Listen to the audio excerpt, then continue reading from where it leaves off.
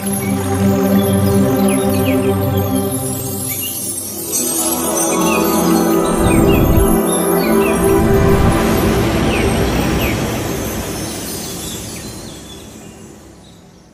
బంధువులందరికీ ఆత్మ ప్రణామాలు మాస్టర్స్. మాతృదేవో భవ, పితృదేవో భవ, ఆచార్య దేవో భవ. మనకు ఇంత చక్కటి ధ్యానాన్ని జ్ఞానాన్ని అందించినటువంటి బ్రహ్మర్షి పితామహ పత్రిజీ గారికి, స్వర్ణమాల అమ్మ గారికి, మహావతార్ ఫౌండేషన్ మహావతార్ బాబా గారికి, అలాగే సమస్త గురుమండలానికి, అలాగే రమణ మహర్షుల వారికి, భూమాతకు, ప్రకృతి మాతకు, ఈ విశ్వానికి అందరికీ కూడా ఆత్మ నమస్కారాలండి. మనకు ఈ జూమ్ సెషన్ అందించినటువంటి రంగనాథ్ సార్ గారికి ఆత్మ నమస్కారాలు తెలియజేస్తూ, మనము మహావతార్ ఫౌండేషన్ లో 365 రోజుల సెషన్ లో 67వ రోజు క్లాస్ 76 క్లాస్ అందరికీ స్వాగతం అండి. ఈరోజు మనము అద్భుతమైన సెషను, అందరం కూడా చాలా చక్కగా అద్భుతమైన సెషన్ స్వీకరిస్తున్నామండి. మన క్లాస్ కు సీనియర్ పిరమిడ్ మాస్టర్ గారైనటువంటి పద్మ విధ్వరిష్ట శ్రీమతి పద్మా జక్క గారు క్లాస్ కు రావడం జరిగింది. మేడం గారి ద్వారా మనము లలిత సహస్రనామాల యొక్క అంతరార్థం గురించి తెలియజేయడం జరుగుతుంది ఈరోజు మేడం గారు. అలాగే మేడం గారు వచ్చేసి 97 జనవరి 14th ధ్యాన పరిచయం జరిగిందండి. అప్పటి నుంచి మేడం గారు చక్కగా ధ్యాన ధ్యాన పరిచయము, అలాగే అప్పటి నుంచి ధ్యానం క్లాసులు ఇవ్వడం కానీ, ఒక సంవత్సరం లోపలే విజయవాడ అంటే పిఎస్ఎస్ఎం మూమెంట్ అంటే అక్కడ మనకు ఒక పిరమిడ్ సెంటర్ ఉందంటే అది మేడం వాళ్ళదేనండి. అంత చక్కగా అక్కడ ఎంతో మంది రావడము, చక్కగా ధ్యానం చేసుకోవడము, వేల మంది రావడము అలా జరుగుతూ ఉంటుంది ఆ విజయవాడలో. ఇంకొకటి అక్కడ ఏంటి అంటే ఆ సంసారంలోనే నిర్వాణము అనేది ఏదైతే ఉందో అది అద్భుతంగా నిర్వహించారు మేడం గారు. అలాగే ఎంతో మందికి ఎన్నో క్లాసులు అందించడము, జూమ్ సెషన్స్, భాగవతం కానీ, అలాగే లలిత సహస్రనామాలకు ప్రతి నామానికి వివరణ ఇస్తూ క్లాసులు ఇవ్వడం కానీ, అలాగే ఈ ఇంకా పతంజలి యోగ సూత్రాలు పుస్తకం కానీ పరిచయం చేయడం, అలా ఎన్నో అండి. ఇంకా ఈ ఈ 40 ఏండ్ల జీవితంలో మేడం గారు అద్భుతమైన సెషన్స్ అందించడం జరిగింది. పిఎస్ఎస్ఎంలో ఎంతో సేవ చేయడం జరిగింది. అంత గ్రేట్ పిరమిడ్ మాస్టర్ అండి. అలాగే అన్నపూర్ణగా ప్రతి ఒక్కరూ ఇంటికి వచ్చిన వాళ్ళకు ప్రేమగా బిడ్డగా ఆదరిస్తూ భోజనాలు పెట్టడం కానీ అంత అద్భుతంగా సేవ చేయడం జరుగుతోందండి. అంత గ్రేట్ పిరమిడ్ మాస్టర్ ఈరోజు మన క్లాసుకు రావడం నిజంగా మన భాగ్యంగా భావిస్తున్నాము. అందరూ కూడా గట్టిగా ధన్యవాదాలు తెలియజేస్తూ మేడం గారికి స్వాగతం పలుకుదామండి. నమస్తే. నమస్తే మేడం. నమస్తే అమ్మా. క్లాస్ కు స్వాగతం అండి మహావతార్ ఫౌండేషన్ తరపున మీకు. Thank you. ఓకే, అందరికీ నమస్కారం అండి. ముందుగా గురువర్యులు బ్రహ్మర్షి పితామహ పత్రిజీకి ఆత్మ ప్రణామములు, స్వర్ణమాల అమ్మ పాదపద్మములు నమస్కారములు, సకల గురుమండలికి ఆత్మ సుమాంజలి, విశ్వమాతకు అనంత కోటి ప్రణామాలు. శ్రీ లలిత గారికి అభినందనలు మిమ్మల్ని అందరూ పరిచయం చేయడానికి ఈరోజు. అలాగే మహావతార్ ఫౌండేషన్ వారు హోలిస్టిక్ వెల్త్నెస్ 365 రోజులు చక్కగా ఇలా పెట్టడం అంటే ఎంతో గొప్ప గొప్ప గొప్ప విషయం, గొప్ప ఈవెంట్ ఇది. నిజం చెప్పాలంటే రోజు చేయటం అన్నది చాలా చాలా గొప్ప విశేషము. మరి వారికి కూడా అభినందనలు. సో ఈరోజు 77వ రోజు అనుకుంటా.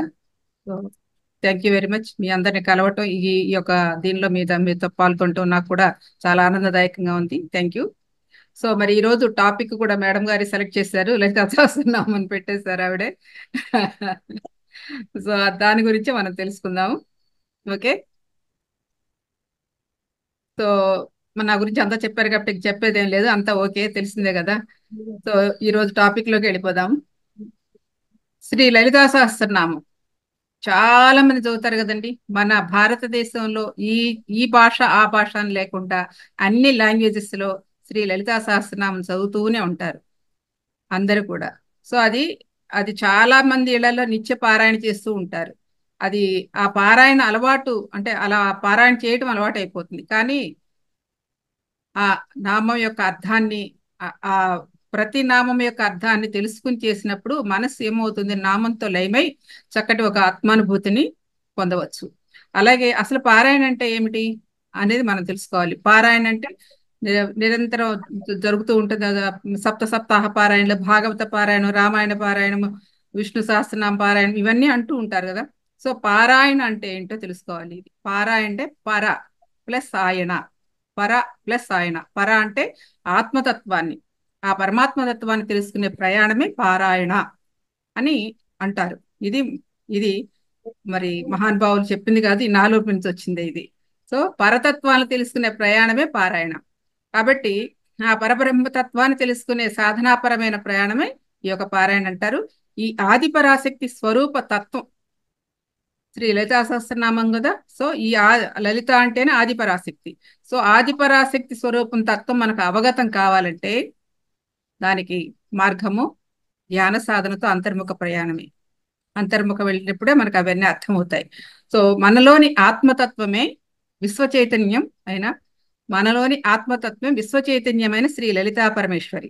మన లోపల ఉన్న ఆ చైతన్య మూర్తి, చైతన్య స్వరూపిణి శ్రీ లలితా పరమేశ్వరి అయితే ఆ దివ్యత్వాన్ని అంటే మనలో ఉన్న ఆ చైతన్యాన్ని, మనలో ఉన్న ఆ దివ్యత్వాన్ని అనుభూతి చెందకుండా ఒకనొక జడత్వం గాని బండత్వం గాని ఆవరించి ఉంటుంది. అది ఆ బండత్వాన్ని మన ధ్యాన సాధన ద్వారా మనలో దాగి ఉన్న బండాసురుని, ఆ బండత్వం అంటే బండాసురుడు కథలో తెలుస్తుంది మనకి. అమ్మ లలితాపారాయణలో మనం చదివేటప్పుడు ఆ బండాసురుని రాక్షసుని సంహరించడానికి అమ్మ వచ్చిందని చెప్తారు. సో అదే ఆ బండాసురుడు ఎవడో కాదు, మనలో ఉన్న ఆ జడత్వం బండత్వం ఏదైతే ఉందో ఆ బండాసురుని సంహరించడమే ఇందులో ఉన్న విశేషం. అంటే ఈ లలితా సహస్రనామాలు చెప్పుకునేదంతా కూడా మనం అందరూ తెలుసుకునేది ఏంటంటే అమ్మ యొక్క విగ్రహాన్ని పూజిస్తూ, విగ్రహాన్ని అర్చిస్తూ, విగ్రహాన్ని చూస్తూ అన్ని ఆమె రూపాన్ని, లావణ్యాన్ని అంతా వర్ణిస్తూ ఉంటారు. కానీ వాస్తవంగా ఇప్పుడు మనం తెలుసుకునేది మాత్రం అమ్మ అనే శ్రీ లలితా పరమేశ్వరి అనేది ఎక్కడో వేరుగా లేదు, నీ లోపలే ఉంది. మన లోపల ఉన్న ఆత్మతత్వాన్ని తెలుసుకునే ప్రయత్నమే ఈ యొక్క అద్వైతామృతం. అందుకని అద్వైతామృతం. అమ్మ వేరు, మనం వేరు కాదు. మనలోనే ఆ శక్తి ఉంది. ఆ శక్తిని, ఆ దివ్యత్వాన్ని మనం అనుభూతి చెందకుండా ఒకనొక అజ్ఞానము, ఒకనొక బండత్వము, ఒకనొక జడత్వం మనకు ఆవరించి ఉంది కాబట్టి మనకు అది అనుభూతి చెందటల్లా. సో అది చెందే విధానాన్ని చెయ్యాలంటే ఇదిగో శ్వాస మీద ధ్యాస ద్వారా మనం మనలో ఉన్న అజ్ఞానాన్ని సంహరించుకుంటే మనలో ఉన్న దివ్యత్వం అనేది అనుభూతి చెందుతుంది అన్నది దీని యొక్క ముఖ్య ఉద్దేశం. మనకి ఎప్పుడు కూడా మనం వేరు, భగవంతుడు వేరు, మనం వేరు, భగవంతుడు వేరు అని అనుకుంటాం కదా. సో మన పిఎస్ఎస్ మూమెంట్ లో ఏం చెప్తారు పత్రి గారు? అహం బ్రహ్మస్మి, అహం బ్రహ్మస్మి అంటారు. అహం ఆత్మ బ్రహ్మ అంటే మనమే దేవుళ్ళమని చెప్పి పత్రి గారు కోటి సార్లు ఎప్పుడు మనం అదే చెప్తారు తప్ప వేరే చెప్పరు. సో అంటే మనని ద్వైతంగా లేకుండా అద్వైతంగా తీసుకొచ్చే స్థితికే మన బ్రహ్మర్షి పితామహ పత్రిజీ మనకు అలవాటు చేశారు. సో ఆ విధంగానే ప్రతి దానిని కూడా అద్వైత స్థితిలో తీసుకోవడమే అలవాటైంది. సో ఇప్పుడు కూడా అమ్మ గురించి తెలుసుకోవాలంటే అమ్మ వేరు, మనం వేరు కాదు. అమ్మ యొక్క శక్తి మన లోపలే ఉంది. ఆ లోపల ఉన్న తత్వాన్ని మనం అనుభూతి చెందాలంటే మనను ఆవరించి ఉన్న అజ్ఞానాన్ని, అవిద్యని, లేకపోతే ఆ యొక్క బండత్వాన్ని, జడత్వాన్ని తొలగించుకోవాలంటే ఏకైక మార్గము ధ్యానమే, అంతర్ముఖ సాధనే, అంతర్ముఖ ప్రయాణమే, దానికి శ్వాసానుసంధానమే. కాబట్టి అందుకే లలితా సహస్రనామంలో బండాసుర వధ అని వస్తుంది కదా. ఆ రహస్యం ఇదే, బండాసుర వధ అని చెప్పేసి రహస్యం ఏంటంటే అంతర్ముఖ సమారాజ్య, బహిర్ముఖ సుదుర్లభ అన్న నామాల్లో అంతరార్థం కూడా ఇదే. అంతర్ముఖ సమారాజ్య, బహిర్ముఖ సుదుర్లభ. బాహ్యంలో నీకు ఎక్కడా దొరకదని దుర్లభమైనది అనలా, సుదుర్లభమైనది అన్నారు. దానికి సు అని చేర్చారు. అంటే ఎప్పుడు బయట అనేది దొరకదు. ఎక్కడ దొరుకుతుంది? అంతర్ముఖ సమారాధ్య. ఆరాధ్య అంటే ఇక్కడ ఏంటి? సమము అంటే ప్రాణశక్తి, ఆరాధ్య అంటే దాన్ని ధ్యానించటం. మనం చేసేది మన గురువు గారు ఇచ్చింది శ్వాసానుసంధానమే, అదే ఆరాధ్య. నీ ప్రాణశక్తిని నువ్వు ధ్యానించు, నీ ప్రాణశక్తితో శ్వాసను గమనిస్తే అంతర్ముఖం అవుతావు అన్నది అంతర్ముఖ సమారాధ్య. మరి అంత అద్భుతంగా ఏనాడు రాసిందండి ఇది? ఏనాడు? ఎప్పుడో పురాణ మన అసలు పుట్టుకే తెలియదు. ఇది అమ్మ యొక్క మూల చైతన్యం నుంచి ఉద్భవించిన వసిన్యాది దేవతలు ఫస్ట్ దీన్ని రచించారు. వసిన్యాది దేవతలు అమ్మ నుంచి ఆవిర్భవించిన, అంటే ఆ మూల చైతన్యం నుంచి కొన్ని శక్తులు ఆవిర్భవించినాయి. ఆ శక్తులే ఈ యొక్క వసిన్యాది దేవతలు అని పేరు వాళ్ళకి. ఆ దేవతలు ఈ యొక్క అమ్మ యొక్క కీర్తన రచించారు, ఈ యొక్క స్తోత్రాన్ని రచించిన తర్వాత అది మనకి ఎలా వచ్చింది అంటే హయగ్రీవుడికి అగస్త్యుడికి జరిగిన సంవాదంలో మనకి ప్రపంచానికి అందించబడింది. ముందుగా రాసి వసిన్యాది దేవతలు ప్రపంచానికి అందించింది అగస్త్య మహర్షి ద్వారా వచ్చింది. ఇది ఎందులో ఉంది అంటే బ్రహ్మాండ పురాణంలో ఉత్తరాఖండ భాగంలో ఉంటుందన్నమాట, బ్రహ్మాండ పురాణంలో. సో అలా మనకి ప్రపంచానికి అందించబడింది. ఆ తర్వాత వ్యాస మహర్షి ద్వారా కూడా ఈ యొక్క లలితా సహస్రనామం బయటకు వచ్చింది. సో ఇట్లా ఇలా ఇంత వెనకాల అంత కథ ఉంది. ఇంకా చెప్పాలంటే చాలా ఉందండి హిస్టరీ, అదంతా అవ్వదు మనకి. జస్ట్ దీనిలో ఉన్న కొన్ని కొన్ని మనకి ధ్యానానికి అనుగుణంగా ఉన్న కొన్ని నామాలు తెలుసుకుందాం. సో కాబట్టి ఈ ఈ నామాల్లో ఉంటే అంతర్ముఖ సమారాధ్య బహిర్ముఖ సుదుర్లభ, అంటే బాహ్యంలో నీకు ఎక్కడా దొరకదు, నీ లోపలికి నువ్వు ప్రయాణిస్తే కానీ నీ ఆత్మతత్వాన్ని, నీ చైతన్యాన్ని నువ్వు అనుభూతి పొందగలవు అని చెప్తున్నారు ఆ శ్లోకంలో. లలిత అంటే ఏమిటో చెప్తున్నారు ఇక్కడ. లలిత, ల అంటే లక్ష్యాన్ని, లి అంటే లిప్త కాలంలో, తా అంటే తరింపచేసేది. అంటే నీ యొక్క లక్ష్యాన్ని లిప్త కాలంలో తరింపచేసేది శ్రీ లలిత అని చెప్తున్నా. మహానుభావులందరూ ఇచ్చినవి ఇవన్నీ. సో కాబట్టి సాధకుడు లక్ష్యాన్ని లిప్త కాలంలో తరింపజేసేదే అని అర్థం అనమాట. ఇక్కడ శ్రీ అంటే శ్రీ లలితాంబికను, అంటే శ్రీమాతను, లలితా పరమేశ్వరిని బాహ్య వర్ణాలతో కాక, బాహ్యమైన వర్ణాలతో కాక మనలో అంతర్లీనమైనప్పుడు, అంటే మన లోపలికి మనం వెళ్ళినప్పుడు ఒక రకమైన ఆత్మానంద స్థితిని మనం పొందుతాం. మనందరం ధ్యానం చేసేవాళ్ళే మీరంతా కూడాను. ధ్యాన అనుభవంలో మనం ఒక రకమైన ఆనంద స్థితిని పొందుతూనే ఉంటాము. ఆ స్థితి ఏదైతే పొందుతామో అది అనుభూతి ఆ చైతన్య స్వరూపుని. కాబట్టి మన జీవితాన్ని సరైన విధంగా మార్చుకోవడానికి ఉన్నటువంటి అద్భుతమైన గీతోపదేశమే ఈ శ్రీ లలితా గీత. అంటే మనకి భగవద్గీత, ఉద్ధవ గీత, రమణ గీత, కపిల గీత, ఇలాంటి ఎన్నో గీతలు ఉన్నాయి. కానీ మనకు ప్రాధాన్యత పొందింది భగవద్గీత. భగవద్గీత అనేది మానవుడికి ఒక ఫార్ములా. మానవుడు ఎలా జీవించాలన్నది శ్రీకృష్ణ భగవానుడు 5000 సంవత్సరాల క్రితం ఖచ్చితంగా నిర్ణయింపబడి ఇచ్చేసాడు. ఇలా ఈ పద్ధతుల్లో ఈ విధంగా ఉంటే మానవుడు సరిగ్గా ఉంటాడు అని చెప్పేసి. సో అందుకనే ఆచరణీయ గ్రంథము భగవద్గీత. అదే విధంగా శ్రీ లలితా గీత కూడా సాక్షాత్తు భగవద్గీత ఎంతో అంతే ప్రాముఖ్యత కలిగింది. అందులో ఇది ఇంకా ముందు భగవద్గీత అనేది ఒక 5000 సంవత్సరాల క్రితం. కానీ ఈ యొక్క లలితా అద్వైతామృతము, లలితా రహస్యాస్త్రము పూర్వం ఎప్పుడో పురాణ కాలంలో ఆవిర్భవించింది. అది ఎన్నో పురాణ కాలంలో ఆవిర్భవించింది. కాబట్టి ఇది సనాతనము సనూతనము, పురాతనమైనది. కాబట్టి అందుకని ఈ లలితా గీత దేనికి తక్కువేం కాదా, అన్ని కలపోసినది ఈ గీత. భగవద్గీతలో ఎట్లయితే మానవుడికి కావలసిన సమస్త విషయాలు ఎలా ఉన్నాయో అదే విధంగా సమస్త కోణాలలో కూడా అనేక విధాలలో ఈ యొక్క జ్ఞానాన్ని అందించేది ఈ లలితా గీత. సో కాబట్టి ఇదనమాట లలిత అంటే మొట్టమొదట. సరే, మనం ఇక మొట్టమొదటి శ్లోకం తెలుసుకుందాం. శ్రీమాత శ్రీ మహారాజ్ఞి శ్రీమత్ సింహాసనేశ్వరి చితగ్నికుండ సంభూత దేవకార్య సముచ్యత అన్నది ఉంటుంది కదండి. అందరూ తెలిసిన వాళ్ళేమో అనుకుంటున్నామని నేను, చాలా మంది చదువుతూనే ఉంటారు కదా. సో శ్రీమాత శ్రీ మహారాజ్ఞి శ్రీమత్ సింహాసనేశ్వరి చిదగ్నికుండ సంభూత దేవకార్య సముద్యత అనేది మొట్టమొదటి శ్లోకము. శ్రీమాత అంటే మనం తెలుసుకోవాలి. పత్రిసారు మా అనుభవం చెప్తున్న దీనిలో. ఇది ఈ పుస్తకం లలితా సహస్రనామం రాయడానికి కూడా ప్రేరణ అంతా కూడా పత్రిజీనే. సో ఎందుకు అంటే ఆల్రెడీ నేను నా ధ్యానానికి రాకముందు నేను పూజ పునస్కారాలు ఈ పారాయణలు చాలా చేసేదాన్ని. కానీ ధ్యానం పరిచయం అయిన తర్వాత అన్నీ మానేసేసాను. ఒక ధ్యానంలో ఎక్కువ ఉండేదాన్ని.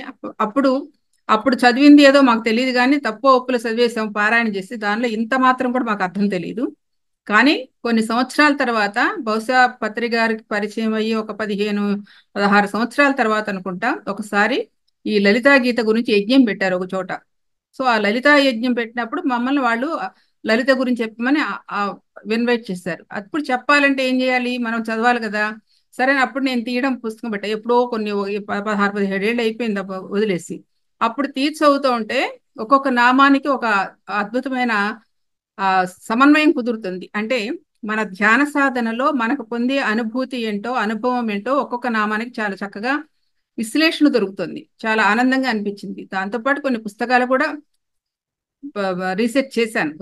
చాలా మంది, ఒక ఇంచుమించు 7-8 మహర్షులు రాసిన పుస్తకాల్ని, ఆదిగా ఉన్నది భాస్కర్ రాయల వారిది మూల గ్రంథము, ఆ తర్వాత వేదాద్రి మహర్షి గారిది, చాలా మంది అలా చదువుని దానిలోంచి తీసి మనకి అనుగుణంగా తీసుకున్నాం, మనకి ఇప్పుడు కావాల్సిన విధంగా. సో అప్పుడు పత్రి గారు కూడా ఆ యజ్ఞానికి వచ్చినప్పుడు ఆయన కూడా లలితా సహస్రనామం చదవరా, చాలా పుస్తకాలు చదివారు కానీ లలితా సహస్రనామం పారాయణ ఎప్పుడు చదవలేదు ఆయన కూడా. అప్పుడు ఇద్దరం కారులో వెళ్తుంటే పత్రి గారు ఆ పుస్తకం వెనకాల ఉంది, లలిత చిన్న పారాయణ పుస్తకం అనమాట. చూస్తే ఏంటి సార్ ఇదంటే, లేదు మేడం ఇప్పుడు చదవలేదు, ఒకసారి చూద్దాం అని చెప్పి తెప్పించాను అన్నారు. ఇలా తీశారు, ఒక 2-3 నిమిషాలు చదివారు అనుకుంటా, అది అలా పెట్టేశారు, వెనకబడేశారు కారులో. ఏంటి సార్ అప్పుడే అయిపోయిందా అన్న, అయిపోయింది అన్నారు. ఏంటి అంటే, శ్రీమాత అనేది వచ్చింది కదా, అది ఒక్కటి చాలు, ఇంకా అంతే, సమస్తానికి అదే తెలుస్తుంది చెప్పారు. ఎంత సింపులో చూడండి, రోబో చదివినట్టు చదివేశారు ఆ పుస్తకాన్ని. ఆ పుస్తకాలన్నీ అలాగే చదువుతారు ఆయన. ఒకే ఒక్క వర్డ్ శ్రీమాత అంటే ఈ ఒక్క దానిలోనే ఈ ఒక్క నామములోని సమస్తము ఉంది మేడం, ఇంకేముంది మనకు అర్థం అవ్వాల్సింది అన్నారు. నిజమే, అది శ్రీమాత అంటే అంతా సమస్తం, ఆ శక్తి స్వరూపిణి అంతా కూడా మన లోపలే ఉందన్న విషయాన్ని చక్కగా ప్రాక్టికల్ గా పత్రికతో అనుభవించిన అనుభూతి అనమాట అది. సో ఇక్కడ స్త్రీ అంటే ఏంటి, స్త్రీ శబ్దం కంటే ఇది శ్రీమాత అంటే రహస్యమైనది, అలాగే గుహ్యమైనది, చాలా మధురమైనది, ఆనందదాయకమైనది, మంగళకరమైనది, శుభప్రదమైనది. స్త్రీ అంటే ఇన్ని కోణాల్లో ఆలోచిస్తాం, ఇన్ని కోణాల్లో కూడా ఉన్నాయి. శుభకరమైనది, మంగళకరమైనది, ఆనందమైనది, రహస్యమైనది, గుహ్యమైనది. మరి స్త్రీలో శకారం ఉంది, రకారం ఉంది, మకారం ఉంది. స్త్రీ మాత కదా, శకారము రకారము మకారముల కలయికే స్త్రీలోనే. సో ఈ యొక్క స్త్రీ అంటే స్త్రీ శబ్దమునకు అమృతం అని కూడా అర్థం, అంటే అమృతమును పానం చేసేది, అమృతమును ప్రసాదించేదని కూడా అర్థం స్త్రీ అంటే. అలాగే అమృతం అంటే ఏంటి, ఇక్కడ ఏదో రాక్షసులు వాళ్ళ దేవతలు పొందిన అమృతం కాదు. అమృతం అంటే ఏంటి, జనన మరణ రాహిత్య స్థితి. అమృతం అంటే జనన మరణ రాహిత్య స్థితి, మోక్ష ప్రధాన శక్తి కలది స్త్రీ.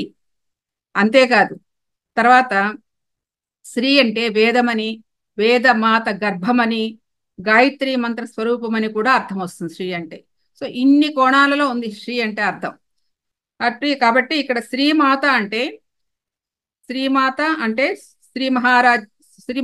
సృష్టి, శ్రీ మహారాజ్ అంటే స్థితి, శ్రీమత్ సింహాసనేశ్వరి అంటే లయ. అంటే సృష్టి, స్థితి, లయలు శ్రీమాత, శ్రీ మహారాజ్ని, శ్రీమత్ సింహాసనేశ్వరులు, ఈ మూడిట్లో కూడా సృష్టి, స్థితి, లయలు ఉన్నాయి. సో కాబట్టి ఇక్కడ అంటే సకల శక్తివంతము, సకల జ్ఞానవంతము, సకల ఐశ్వర్యవంతము స్త్రీ అంటే. శ్రీమాత అంటే సకల జ్ఞానవంతము, సకల ఐశ్వర్యవంతము, సకల వ్యాపితము. సో అంటే ఐశ్వర్యవంతము, ఈ మూడు ఈ శ్రీమాతలోనే ఉన్నాయి. సో కాబట్టి ఇంకొక విషయం కూడా చెప్తాను, శ్రీమత్ సింహాసనేశ్వరి.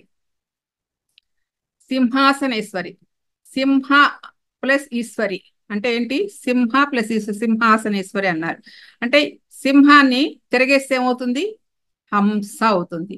హంస అంటే ఏంటి, ఇప్పుడు మన ఉచ్ఛ్వాస నిశ్వాసాలే హంస స్వరూపంగా ఉందన్నట్టు మనకి సాధనలో మనకు తెలుసు. భాగవతంలో సాక్షాత్తు భగవానుడే నారాయణుడు ఏం చెప్తాడో తెలుసా, ఈ యొక్క ఉచ్ఛ్వాస నిశ్వాసాలు సకల జీవరాశిలో ఉచ్ఛ్వాస నిశ్వాసాల రూపములో సాక్షాత్తు అంశ స్వరూపుణ్ణే నేను వెలుగొందుతున్నాను అని చెప్పి భాగవతంలో శ్రీమన్నారాయణ చెప్తాడు. మరి పత్రి గారు కూడా మనకు అదే ఇచ్చారు, చక్కగా శ్వాసానుసంధానమే. ఆ శ్వాసను పట్టుకుంటే సమస్తము తెలుస్తుంది.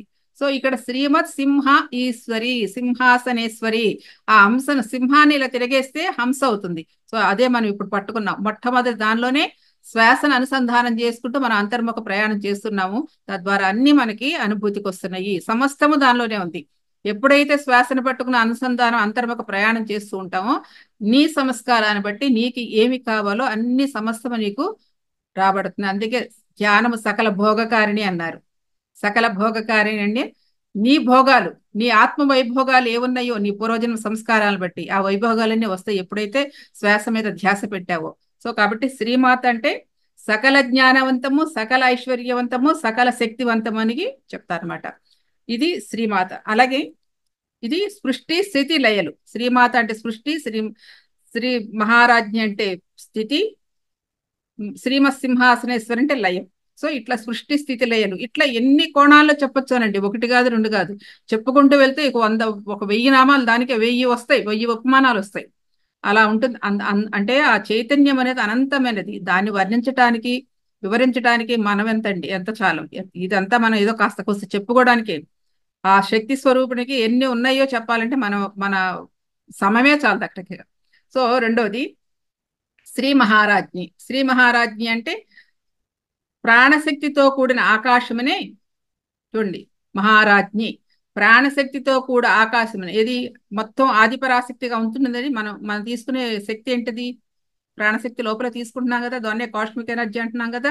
సో ఆ ఆదిపరాశక్తి, ఆకాశమున ఉన్న ఆదిపరాశక్తి విశ్వజననిగా శ్రీమాతగా విశ్వసించి మనస్సులో దర్శించుకోవాలి. అంటే అంతటా వ్యాపించి ఉన్న ఆ యొక్క ఆకాశం అంతటా వ్యాపించి ఉన్న ఆదిపరాశక్తి శక్తిని విశ్వజననిగా, విశ్వమాతగా విశ్వసించి మనస్సులో దర్శించుకోవాలి. మనసులో దర్శించుకోవాలి. విశ్వజనని అయిన శ్రీమాతయే విశ్వపు మహారాణి. విశ్వ జనని అయిన శ్రీమాతయే విశ్వపు మహారాణి. అందుకనే శ్రీ మహారాజ్ఞిగా నీ హృదయములోనే ప్రాణశక్తిగా ఉంటూ మనల్ని నడిపిస్తూ పరిపాలన చేస్తున్న సర్వాధికారిని శ్రీ మహారాజ్ఞి. అంటే నీ హృదయంలోనే లీని లోపలే ఉండి ప్రాణశక్తి రూపంలో ఉండి నిన్ను నడిపించేదైతే ఏదైతే ఉందో అదే శ్రీ మహారాణి, శ్రీ మహారాజ్ఞ. మహారాజ్ఞి అంటే మహారాణి కదా. సో ఎక్కడుంది ఇప్పుడు ఆవిడ? శ్రీమత్ సింహాసనేశ్వరి. అంటే విశ్వ ఆవిర్భావానికి కారణమైన మనసే, విశ్వ ఆవిర్భావానికి అంటే ఆవిర్భావం అంటే ఈ సృష్టి ఆవిర్భావం కావాలని ఒక ఇచ్చ ఎవరు కలిగింది? ఆ చైతన్యానికి కలిగింది. అందుకని ఏమన్నారు? విశ్వ ఆవిర్భావానికి కావలసిన మనసే ఎవరు? ఆ యొక్క చైతన్యానికి లేదా మూల చైతన్యానికి లేదా ఆదిపరాశక్తికి. ఇవన్నీ పర్యాయ పదాలేనండి, వేరుగా అనుకోవద్దు. సో ఆదిపరాశక్తికి ఆ మనసుకి ఏం కలిగింది? సృష్టి చేయాలనే సంకల్పం కలిగింది కదా. కాబట్టి దాన్ని ఏమంటారు? శ్రీమత్. శ్రీమత్ అన్నారు. లేకపోతే లేక నేను అని కూడా అంటాం. నేను అంటే ఈ 6 అడుగుల దేహం కాదు, నీలో లోన ఉన్న ఆ ఆత్మతత్వాన్ని నేను అంటారు. అంటే మనసే, లేకపోతే శ్రీమత్ అని, లేకపోతే నేను అని, లేకపోతే అహం అని. ఆ పరాశక్తి యొక్క విశ్వ విధి విలాసమను అంటే ఆ యొక్క అంతటా వ్యాపించి ఉన్న ఆ విశ్వజనని యొక్క విధి విలాసమును ఆసనంగా చేసుకుని సింహాసనేశ్వరిగా అధిష్ఠించింది. ఆ విశ్వానంతటిని కూడా ఆసనంగా చేసుకుని విశ్వ విధి విలాసం అంటే విశ్వంలో జరిగే విధి విలాసాలన్నీ ఉంటాయి కదా, కార్యక్రమాలన్నీ కార్యాలన్నీ ఉంటాయి కదా, వాటినన్నిటినీ ఒక విలాసంగా తీసుకుని ఆసనంగా చేసుకుని దానిపై అధిష్ఠించి ఉంది. అందుకని శ్రీమత్ సింహాసనేశ్వరి అని అన్నారు. ఇందాక చెప్పుకున్న సింహాసనేశ్వరి అంటే సింహం అంటే తిరిగేసే అంశ అని. సో అంతఃస్వరూపమే నీ లోపలే ఉన్న ఆ శక్తిని ఉచ్ఛ్వాస నిశ్వాసాలు గమనిస్తూ ఉంటే లోపలికి వెళితే ఇవన్నీ మనకి ఆ శక్తిని, ఆ యొక్క మహారాజ్ఞిగా పరిపాలించే ఆ ప్రాణశక్తే ఇదంతా మనకి తెలియజేస్తుంది. నీ లోపలే హృదయములో పీఠం వేసుకుని కూర్చుంది శ్రీమత్ సింహాసనేశ్వరిగా. ఏది? ఆదిశక్తి, ఆ పరాశక్తి. అంటే ఆదిశక్తి అన్నా ప్రాణశక్తి అన్నా అన్ని ఒకటే. పరాశక్తి అన్నా ఏంటంటే మనలో ఉన్న ఆ ప్రాణశక్తే. సో మనం తీసుకున్న ప్రాణశక్తికి అంత గొప్ప శక్తి ఉంది. అది ఒక వాటం బొమ్మది, ఒక కాస్మిక్ ఎనర్జీ అంటున్నాం కదా. అది కాస్మిక్ ఎనర్జీ సాధారణమైనది కాదండి.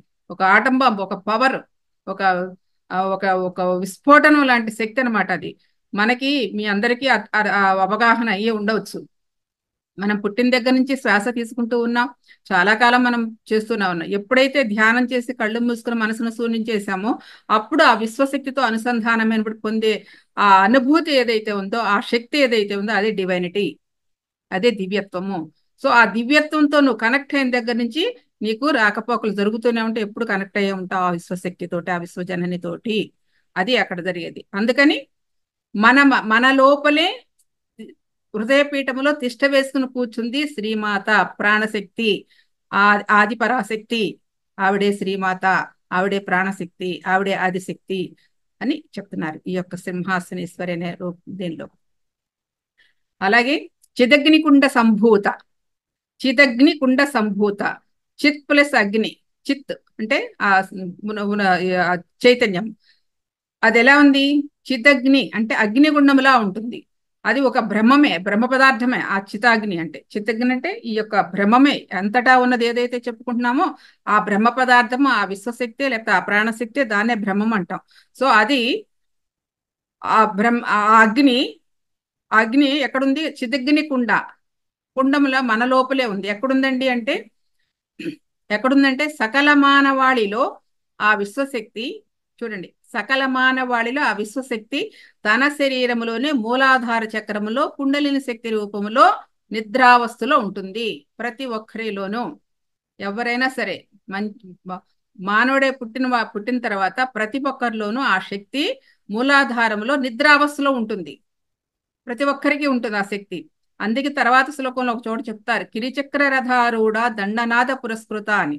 అంటే కిరిచక్ర అంటే, కిరి అంటే పంది, అంటే పశు ప్రవృత్తి కలిగిన మానవుడిలో కూడా ఆ యొక్క శక్తి ఉంటుంది అని చెప్తున్నారండి ఇక్కడ. అది అంటే ఎక్కడుంది? సకల మానవాళిలో ఆ విశ్వశక్తి తన శరీరంలోని మూలాధార చక్రం నిద్రావస్థలో నిక్షిప్తమై ఉంది. మరి దాన్ని ఎలా తెలుసుకోవాలి? ఎలా అంటే సాధకుడు శ్వాస మీద ధ్యాస ఉంచి నిత్య సాధన ద్వారా సాధకుడు శ్వాస మీద ధ్యాస ఉంచి నిత్య సాధన ద్వారా మనలో ఉన్న ఆ కుండలిని శక్తిని, అంటే ఆ మూలాధారంలో శక్తిని జాగృతం చేసుకోవాలి. అప్పుడే మన మనసుని, చిత్తాన్ని ఇంద్రియాల ద్వారా బయటికి పోనీయకుండా నిరోధిస్తుంది. కాబట్టి మనం ఎప్పుడైతే మనసును అంతర్ముఖం చేస్తున్నామో అంతర్ముఖం ద్వారా ఆ ప్రాణశక్తి లయమై చిత్తాన్ని శూన్యం చేస్తుంది.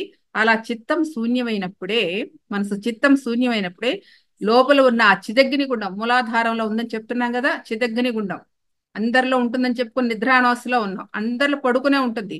కానీ ఎవరైతే శ్వాసానుసంధానం చేస్తున్నారో, ఎవరైతే శ్వాసను గమనిస్తూ ఉన్నారో, వారిలో ఆ శ్వాస గమనిక ద్వారా ఆ విశ్వశక్తి లోపలికి వెళ్ళి వస్తూ పోతూ ఆ శ్వాస వెళ్ళి లోపలికి ఉన్న నిద్రాణమై ఉన్న శక్తి మూలాధారంలో ఉంది కదా. మూలాధారం అంటే మన ఎన్నెముక చివరి భాగంలో ఉంటుంది. ఆ తీసుకున్న శ్వాస క్రియ అక్కడ దాకా వెళ్ళి అది తట్టబడుతుంది. తట్టబడి అప్పుడు ఆ లోపల ఉన్న శక్తి జాగృతం అవుతుంది, లేదంటే మేల్కొల్పబడుతుంది. అంతేగా నిద్రావస్థలో ఉన్న శక్తిని మేలుకొల్పుతాడు సాధకుడు తన సాధన ద్వారా, శ్వాసానుసంధానం ద్వారా అని చెప్తున్నారు. అప్పుడు ఆ అంటే మనకి శ్వాసను గమనిస్తూ ఉంటే మనసు శూన్యమైనప్పుడు ఆ శూన్య స్థితిలో మనకు ఆ సంపూర్ణమైన అమనస్క స్థితి కలిగినప్పుడు ఆ విశ్వశక్తి మనలోకి అనుసంధానం చేసి ఆ శక్తి లోపల దాకా వెళ్ళి ఆ యొక్క నిద్రాణమైన శక్తిని తడుతూ లేపుతుంది అనమాట. సో తద్వారా అది జాగృతం అవటం జరుగుతుంది, మేల్కొల్పబడుతుంది. అప్పుడు ఏమవుతుంది? అలా అలా మనకి ఎప్పుడైతే మనసు శూన్యమైందో అలా సూర్యకాంతి తేజస్సుతో ప్రకాశవంతమైన కుండలిని జాగరణ జరుగుతుంది. అక్కడ ఆ వెలుగు వెలుగుతుంది. ఇంతకు ముందంతా అజ్ఞానం చీకటిలో మనిగి ఉంది, నిద్రావస్థలో ఉంది, చీకటితో ఉంది, అజ్ఞానంతో కప్పబడి ఉంది. ఇప్పుడు నువ్వు ఎప్పుడైతే సాధన చేయటం మొదలుపెట్టగా కొన్నాళ్ళకి ఆ దివ్యశక్తి మీతో అనుసంధానమై ఆ లోపల ఉన్న కుండలి శక్తిని మేల్కొల్పుతుంది, ప్రజ్వలింప చేస్తుంది. అప్పుడు ఒక సూర్యకాంతి లాగా వెలుగు నీలోనే ఉంటుంది. దాన్నే అన్నారు, ఆ కుండలిని శక్తినే చిదగ్నికుండ సంభూత అన్నారు. సో ప్రతి ఒక్క మానవుడిలో మూలాధార చక్రం వెన్నెముక చివరి భాగమున నిద్రాణమై ఉంది. ఎవరైతే సాధన చేస్తూ ఉంటారో ఆ సాధన ద్వారా దాన్ని మేల్కొలికినప్పుడు దాని యొక్క వెలుగు అనేది వాళ్ళు బయటకు వస్తుంది. అంటే దివ్యత్వంతో ఆ సూర్య తేజస్తో ఉన్న వెలుగు అనేది వెలిగించబడుతుంది, మేల్కొల్పబడుతుంది, రగిలింపబడుతుంది. దాన్ని చిదగ్ని కుండ సంభూత అన్నారు. అగ్నితత్వంతో ఉంటుంది, అందుకని అది చెప్పారు. అలాగే అట్లా దానికి కూడా ఒక ఉదాహరణ ఏంటంటే, మనము పూర్వకాలంలో కట్టెల పొయ్యిలు పెట్టుకుని వంటలు చేసుకునేవాళ్ళం. ఇప్పుడంతా గ్యాస్ వచ్చేసింది కానండి. అప్పుడు కట్టెలు పెట్టినప్పుడు మనకి కట్టెల మీద మణితో ఆరిపోయి బూడిద వచ్చేస్తుంది అనుకోండి, ఆరిపోతుంది కదా. అప్పుడు ఏం చేస్తాం? గొట్టం పెట్టి ఊదుతాం. అప్పుడు ఏమవుతుంది? ఆ పైన ఉన్న బూడిద లేచిపోయి మళ్ళా మంట రాజుకుంటది కదా. సో అట్లా ఎలా అయితే బూడిదంతా పోయి మళ్ళీ మంట ఎలా రాజుకుంటుందో, అదే విధంగా మన సాధన ద్వారా మన లోపల ఉన్న కుండలిని శక్తి జాగృతం అవుతుంది. చెప్పాను కదా, శ్వాస లోపల దాకా తీసుకుంటాం.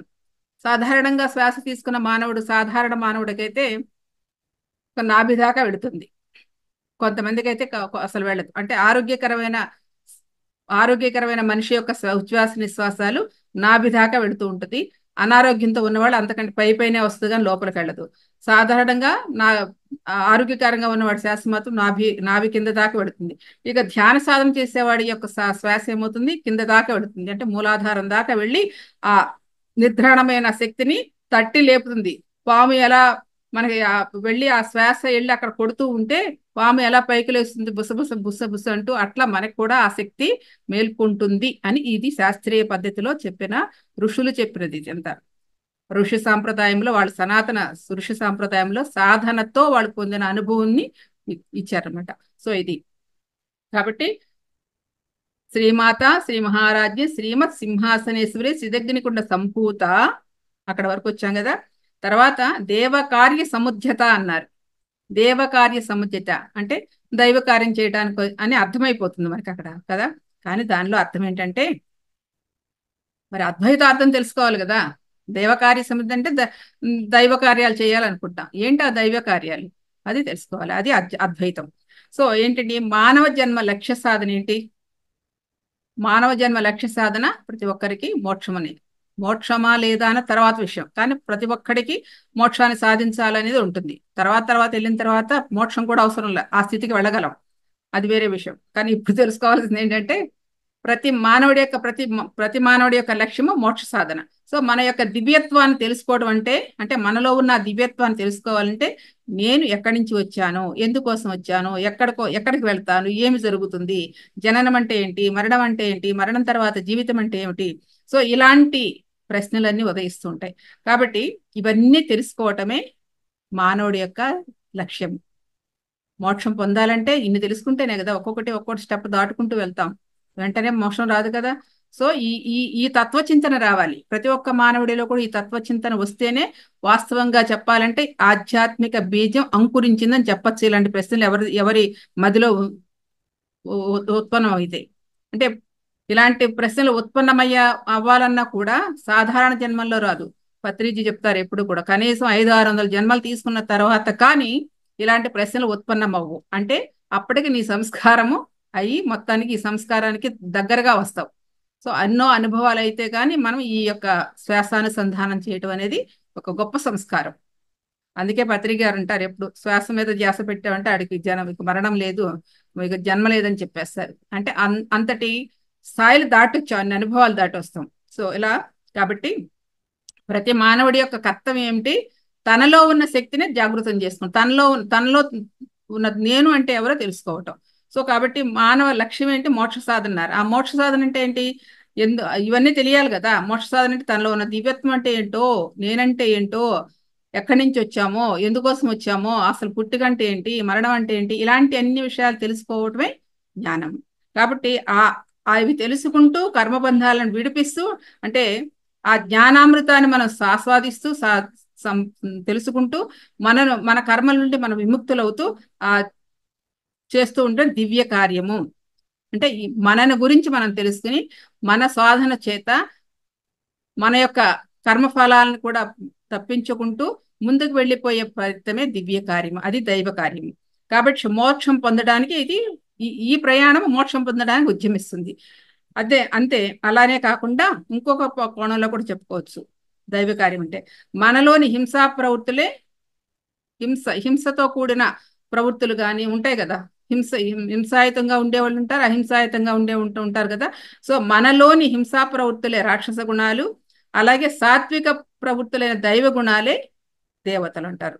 సో ఇవి రాక్షస గుణాలు, దైవ గుణాలు. అంటే మనలో 2 గుణాలు ఉంటాయి ప్రతి ఒక్కరికి ఉంటాయి 2 గుణాలు. కానీ పాళ్ళు తక్కువగా ఉంటాయి. కొంతమందికి సాత్వికత ఎక్కువ ఉన్నప్పుడు తమోగుణం పాళ్ళు తక్కువ ఉంటాయి, తమోగుణం ఉన్నప్పుడు సాత్విక పాళ్ళు తక్కువ ఉంటాయి. సో ఇవన్నీ బ్యాలెన్స్ చెయ్యాలి. నెమ్మదిగా సాధనకు వచ్చిన తర్వాత బ్యాలెన్స్ చేసుకుంటారు.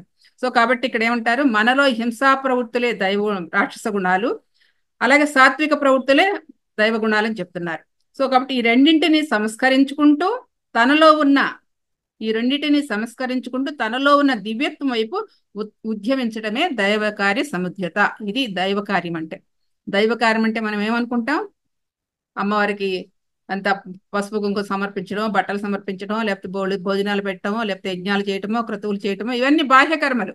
కానీ ఇక్కడ బాహ్యకర్మ చేపట్టాల, నిన్ను నువ్వు తెలుసుకోవటం, నీలో ఉన్న దివ్యత్వాన్ని తెలుసుకోవటం దైవ కార్యము. ప్రతి ఒక్క మానవుడి లక్ష్యం మోక్ష సాధన. ఆ మోక్ష సాధన కావాల్సిన ఏంటో తెలుసుకోవడమే దైవ కార్యము. ఇంకా చెప్పాలంటే చాలా ఉంటుంది దీనికి. ఇది చెప్పాలంటే బాహ్య ప్రపంచంగా చెప్పాలంటే ఒక పెద్ద, ఇప్పుడు మన మన భారతదేశాన్ని పరిపాలించడానికి ఒక మినిస్టరీ ఎలా ఉంటుందో, ప్రైమ్ మినిస్టర్ దగ్గర నుంచి ఢిల్లీ నుంచి గల్లీ దాకా మన పరిపాలన విధానాలు ఎలాగ ఉంటాయో అలాగా అన్ని పోర్ట్ఫోలియోలకి మనకి ఒక అధిదేవతలు ఉంటారు. ఆ అధిదేవతలందరూ పరిపాలిస్తూ ఉంటారు. సో అదంతా బాహ్యపరమైంది. కానీ ఇక్కడ మనం తెలుసుకోవాల్సింది అద్వైత స్థితి, లలితా సహస్రనామ అద్వైతామృతం. సో కాబట్టి ఇక్కడ మనం మనలో ఉన్న దివ్యత్వాన్ని మనం తెలుసుకోవటం ప్రయత్నమే దైవ కార్య సముద్యత అని చెప్తున్నారు. ఓకే, ఇది మొదటి శ్లోకం. సో మళ్ళా అక్కడక్కడ చెప్తాను, అన్ని చెప్పాలంటే అవదు. ఉన్న కొంచెం సమయంలో ఏమవుతుందండి, ఇది 182.5 శ్లోకాలు. ఒక్కొక్క శ్లోకంలో ఒక్కొక్క నామానికి అర్థం వివరంగా అన్నిటికీ రాశాను, తీసుకున్నాం. సో మరి ఆ నామాలన్నిటికంటే ఒక్కొక్క నామము ఒక మహత్తరమైన శక్తివంతమైనదే. మహత్తరమైన శక్తివంతం అంటే ఏంటి చూడు, అక్షరమాల రథాదూర అని చెప్పేసి అని ధరామాల అని చెప్పేసి వస్తుంది కదా తర్వాత ఒక చోట. అంటే మనకి 50 అక్షరాలు ఉంటాయి కదా, 56 అక్షరాలు ఉన్నాయి కదా, ఒక్కొక్క అక్షరం ఒక బీజాక్షరమే. సో ఆ 2-3 అక్షరాలు కలిపి ఒక నామం అయిందంటే 3 అక్షరాలు, 6 అక్షరాలు, 4 అక్షరాలు ఇలా ఉంటాయి. ఆ నామాలన్నీ కూడా ఒక్కొక్క అక్షరమే బీజాక్షరం అయితే 4 అక్షరాలు 3 అక్షరాలు కలిపితే ఆ నామం యొక్క పవిత్రత, శక్తి ఎలా ఉంటుందో మనం గమనించుకోవచ్చు. సో అంత గొప్పది లలితా సహస్రనామం అనేది. సాక్షాత్తు అంత మనలో ఉన్న ఆ దివ్యత్వాన్ని రుచి చూపించి ఆ స్థాయికి తీసుకెళ్ళి కూర్చోబెట్టుతుంది అనమాట. అంత గొప్ప శక్తి స్వరూపిణి ఆ విశ్వజనని, ఆ విశ్వమాత, ఆ కాస్మిక్ పవర్ ఒక విస్ఫోటనం కలిగిస్తుంది ఈ శక్తి. అంత గొప్పది ఇది ఈ యొక్క. సో కాబట్టి తర్వాత ఏం చెప్తున్నారంటే చాలా ఉన్నాయండి ఇందులో. 3 శ్లోకాలు ఫస్ట్ అమ్మవారి గురించి చెప్తారు. శ్రీమాత శ్రీ మహారాజ్య శ్రీమత్ సింహాసనేశ్వరి చితిగ్నికుండ సంభూత దేవకార్య సముజ్యత ఉద్యద్భాను సహస్రాభ చతుర్బాహు సమన్విత రాగస్వరూప కోశ 3 శ్లోకాలు చెప్పేసి తర్వాత నుంచి 4వ శ్లోకం నుంచి 24వ శ్లోకం వరకు అండి అమ్మవారి వర్ణన ఉంటుందండి. బాహ్యపరమైన వర్ణన చెప్తారు అందరూ. మనకి ఇక్కడ 4వ శ్లోకం నుంచి 24వ శ్లోకం వరకు అమ్మవారిని వర్ణన అంటే సమస్తము మన అంతర్లీనంలో వర్ణన జరగటమే. అది చెప్పాలంటే చాలా టైం పడుతుంది, కానీ మీకు అది చెప్తున్నా.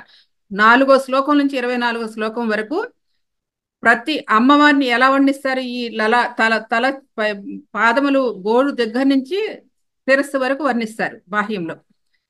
ఆ బాహ్యంలో వర్ణించే వర్ణనలన్నీ మన లోపలే ఉంటాయి, ఒక్కొక్కటి ఒక్కొక్క విధానంగా వర్ణిస్తారన్నమాట. అది అద్వైతం. సో అవన్నీ చాలా సమయం పడుతుంది. సరే తర్వాత ఇంకో శ్లోకం చెప్తున్నాను. మహాపద్మాటవీ సమస్త కదంబ వనవాసిని సుధాసాగర మధ్యస్థ కామాక్షి కామదాయిని. మహాపద్మాటవీ సంస్థ అంటే ఏంటంటే మహాపద్మ అటవీ సంస్థ అంటే శరీరమే పెద్ద అరణ్యము.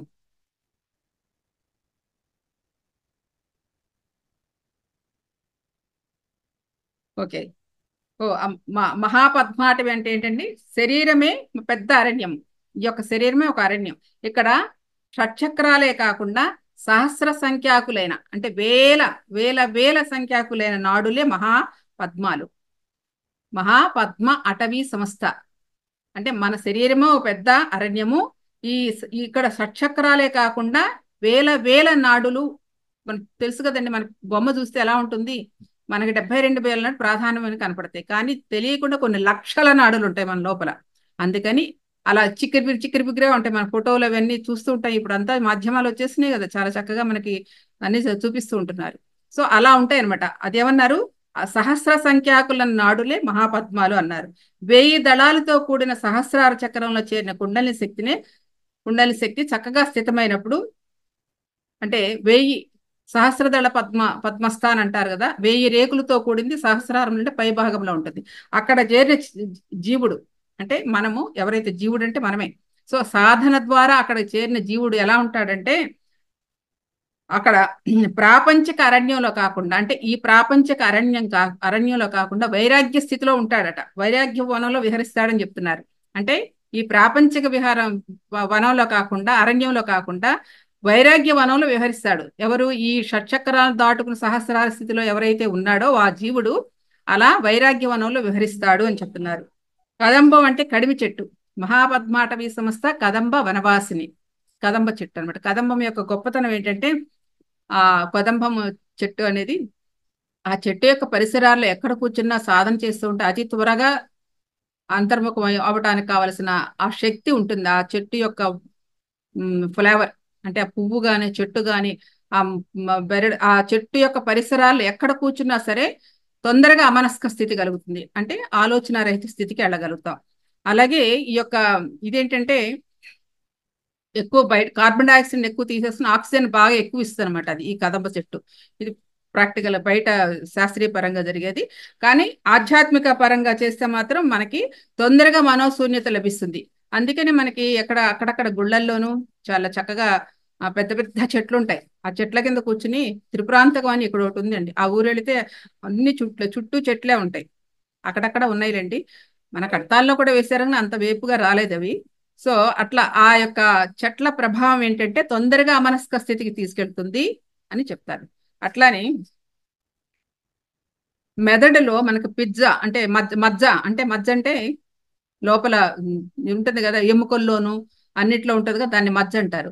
అది పీనేల్ గ్లాండ్ నుండి క్రమక్రమంగా సాంద్రత పొందుతూ వెన్నుపాము ద్వారా శుక్రధాతువుగా మారి కింద లింగస్థానంలో చేరుతుందన్నమాట. అంటే ఎప్పుడైతే సాధన చేస్తూ ఉంటామో ఆ సాధన ద్వారా మన ఆ యొక్క ఆ ఆ లోపల ఉన్న ఆ లోపల ఉన్న ఆ శక్తి అనేది షట్చక్రాల గుండా దాటి ఆ మెదడులో మజ్జ అనే దానికి చేరి అక్కడ పీనేల్ అంటే దీనికి వెనకాలుగానే ఉంటాయి పీనేల్ గ్రంథి, పిట్యూటరీ గ్రంథి అని ఉంటాయి కదా. సో ఆ గ్రంథుల్లో అవి యాక్టివేట్ అవుతాయి. మామూలుగా సాధన చేయని వాళ్ళకి అవి అలా ఉండిపోతాయి, అది పెద్దగా ఏం పనిచేయవు. కానీ ఎప్పుడైతే సాధన చేస్తూ ఉంటామో ఆ సాధన ద్వారా ఆ గ్లాండ్స్ యాక్టివేట్ అయ్యి కొంచెం ద్రవాన్ని ఉత్పత్తి చేస్తాయంట. ఆ ద్రవం చక్కగా కిందకి సాగుతూ మన వెన్నుపాము ద్వారా కిందకు చేరుతుంది. దాన్ని ఏమంటారంటే శుక్రధాతువు అంటారనమాట. ఇది సాధనలో వచ్చే ఒకనొక అనుభవం, అంటే పొందుతారు కూడా. మనకి చాలా సాధన వచ్చినప్పుడు ఇవన్నీ పొందుతాం. అలాగే సుధాసాగర మధ్యస్థ కామాక్షి కామదాయిని, ఆ శుక్రధాతువే పైనుంచి వచ్చిన ఆ శుక్రధాతువే కిందకి చేరి లింగస్థానం చేరి అదే జీవరసంగా మారి సుధాసాగర్ అంటే అమృతంగా వస్తుంది అనమాట. అంటే మెదడు కేంద్ర భాగంలో ఉన్న పీనేల్ గ్లాండ్ మనోన్మణి. సుధాసాగర మధ్యస్థ అంటే మన లోపల ఉన్న ఆ పీనేల్ గ్లాండ్ ఎప్పుడైతే యాక్టివేట్ అవుతుందో చక్కగా ఆ యొక్క శుక్రధాతువు అనేది కింద జరుగుతుంది. అంతేకాకుండా ఆ అమనస్క స్థితిలో అంటే ఆ మనోన్మణి అంటే మనకి ఆ ఆ దివ్యత్వంలో మనకు ఆత్మ సాక్షాత్కారం కూడా జరుగుతుందని చెప్తున్నారన్నమాట. ఇది ఎవరు చెప్పారు? హయగ్రీవులు గారి వాచ. హయగ్రీవులు వారు చెప్పిన మాటలు ఇవన్నీ కూడా. హయగ్రీవులు వారు అంటే గ్రంథ రచన చేసిన వారు. సో ఇదంతా సాధకుడు అంతర్ముఖ ప్రయాణం చేసినప్పుడు తీవ్రతరమైన సాధన జరిగినప్పుడు జరిగే ఒకానొక ప్రక్రియలు ఇది.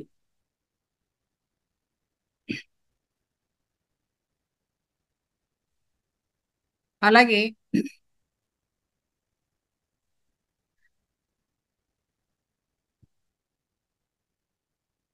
బండ సైన్య వధోద్యుక్త శక్తి విక్రమహర్షిత నిచ్ఛా పరాక్రమాటోప నిరీక్షణ సముత్సక. అంటే ఇక్కడ బండ సైన్య, ముందాక చెప్పుకున్న మొట్టమొదటి బండ సైన్య అంటే మన చుట్టూ ఆవరించిన అజ్ఞానం అని చెప్పేసి. అది ఇక్కడ ఏం చెప్తున్నారంటే అనేక జన్మల కర్మల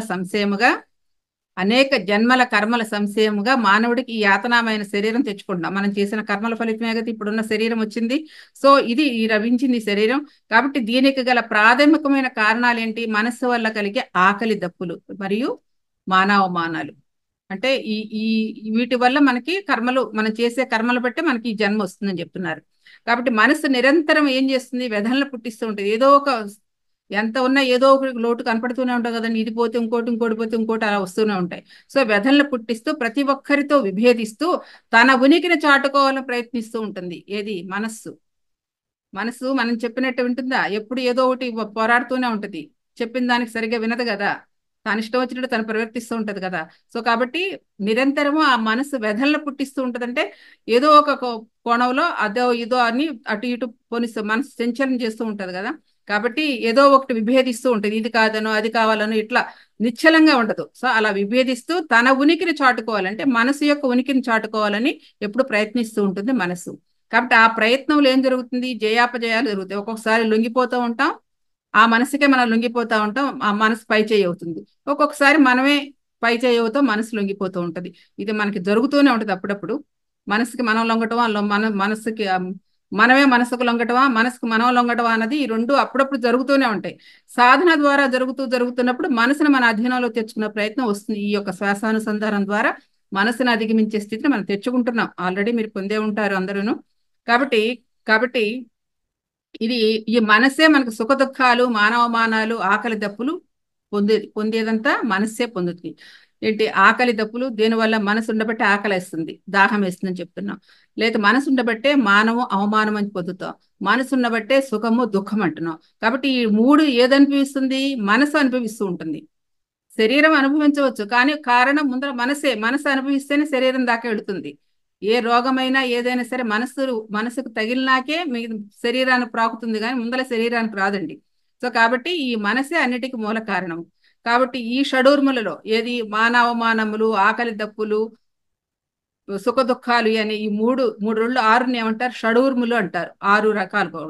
కాబట్టి ఈ రకాల్లో ఈ షడూర్ములలో అంటే ఈ ఆకలి తప్పుల్లో కావచ్చు, మానవమానాల్లో కావచ్చు, సుఖ దుఃఖాల్లో కావచ్చు, ఒక్కొక్కసారి ఎచ్చుగా ఉంటాం, ఒక్కొక్కసారి తగ్గిపోతూ ఉంటాయి. కొన్నాళ్ళు బాగానే ఉంటాం, మళ్ళీ కొన్నాళ్ళకి ఏదో ఒక ప్రాబ్లం వచ్చేసి మళ్ళీ కుంగిపోతూ ఉంటాం. ఇవన్నీ హెచ్చు తగ్గులు జరుగుతూ ఉంటాయి ప్రతి మానవుడి యొక్క జీవితాల్లో కూడా. కాబట్టి ఈ స్థాయిలో అనుభవించే శరీరాన్ని ఏమన్నారంటే, సో ఇట్లా హెచ్చు తగ్గుల్లో అనుభవించే శరీరాన్ని మనసుని ఏమన్నారంటే మన సనాతన ఋషులు భండము అన్నారు. ఏమన్నారు? భండ సైన్య వదోద్యుక్త అన్నారు కదా. సో భండము అన్నారు. అంటే హెచ్చు తగ్గులతో అనుభవించే ఈ శరీరం ఏదైతే ఉందో దాన్ని భండము అన్నారు, లేదా భండాసురుడు అన్నారు. ఈ భండాసురుడు ఒక అజ్ఞాని, అహంభావి. సో అంటే నేను వేరు సకలం వేరు, నేను వేరు సకలం వేరు అనే భావన, భేద భావన ఉన్నవాడే భండాసురుడు. కాబట్టి అతడికి గల అజ్ఞాన అహంకారాల వల్ల, సో ఈ అజ్ఞానం ఏదైతే ఉందో అహంకారం వల్ల ఏం పుట్టియండి? కామ క్రోధ లోభ మద మోహ మాత్సర్యములనే 6 అరిషడ్ వర్గాలు చక్కగా వచ్చినాయి. అందుకనే భండ సైన్య, ఈ భండుడు అనే అజ్ఞానికి 6 లక్షణాలు వచ్చినాయి. ఏమిటి 6 లక్షణాలు? 6 ప్రవృత్తులు, అరిషడ్ వర్గాలు అనే ప్రవృత్తులు వచ్చినాయి. అదే అతనికి సైన్యం. అంటే మనకే సైన్యం. మనకి అజ్ఞానంతో కూడుకున్నప్పుడు ఈ 6 అరిషడ్ వర్గాలతో కూడుకునే ఉంటాం కదా.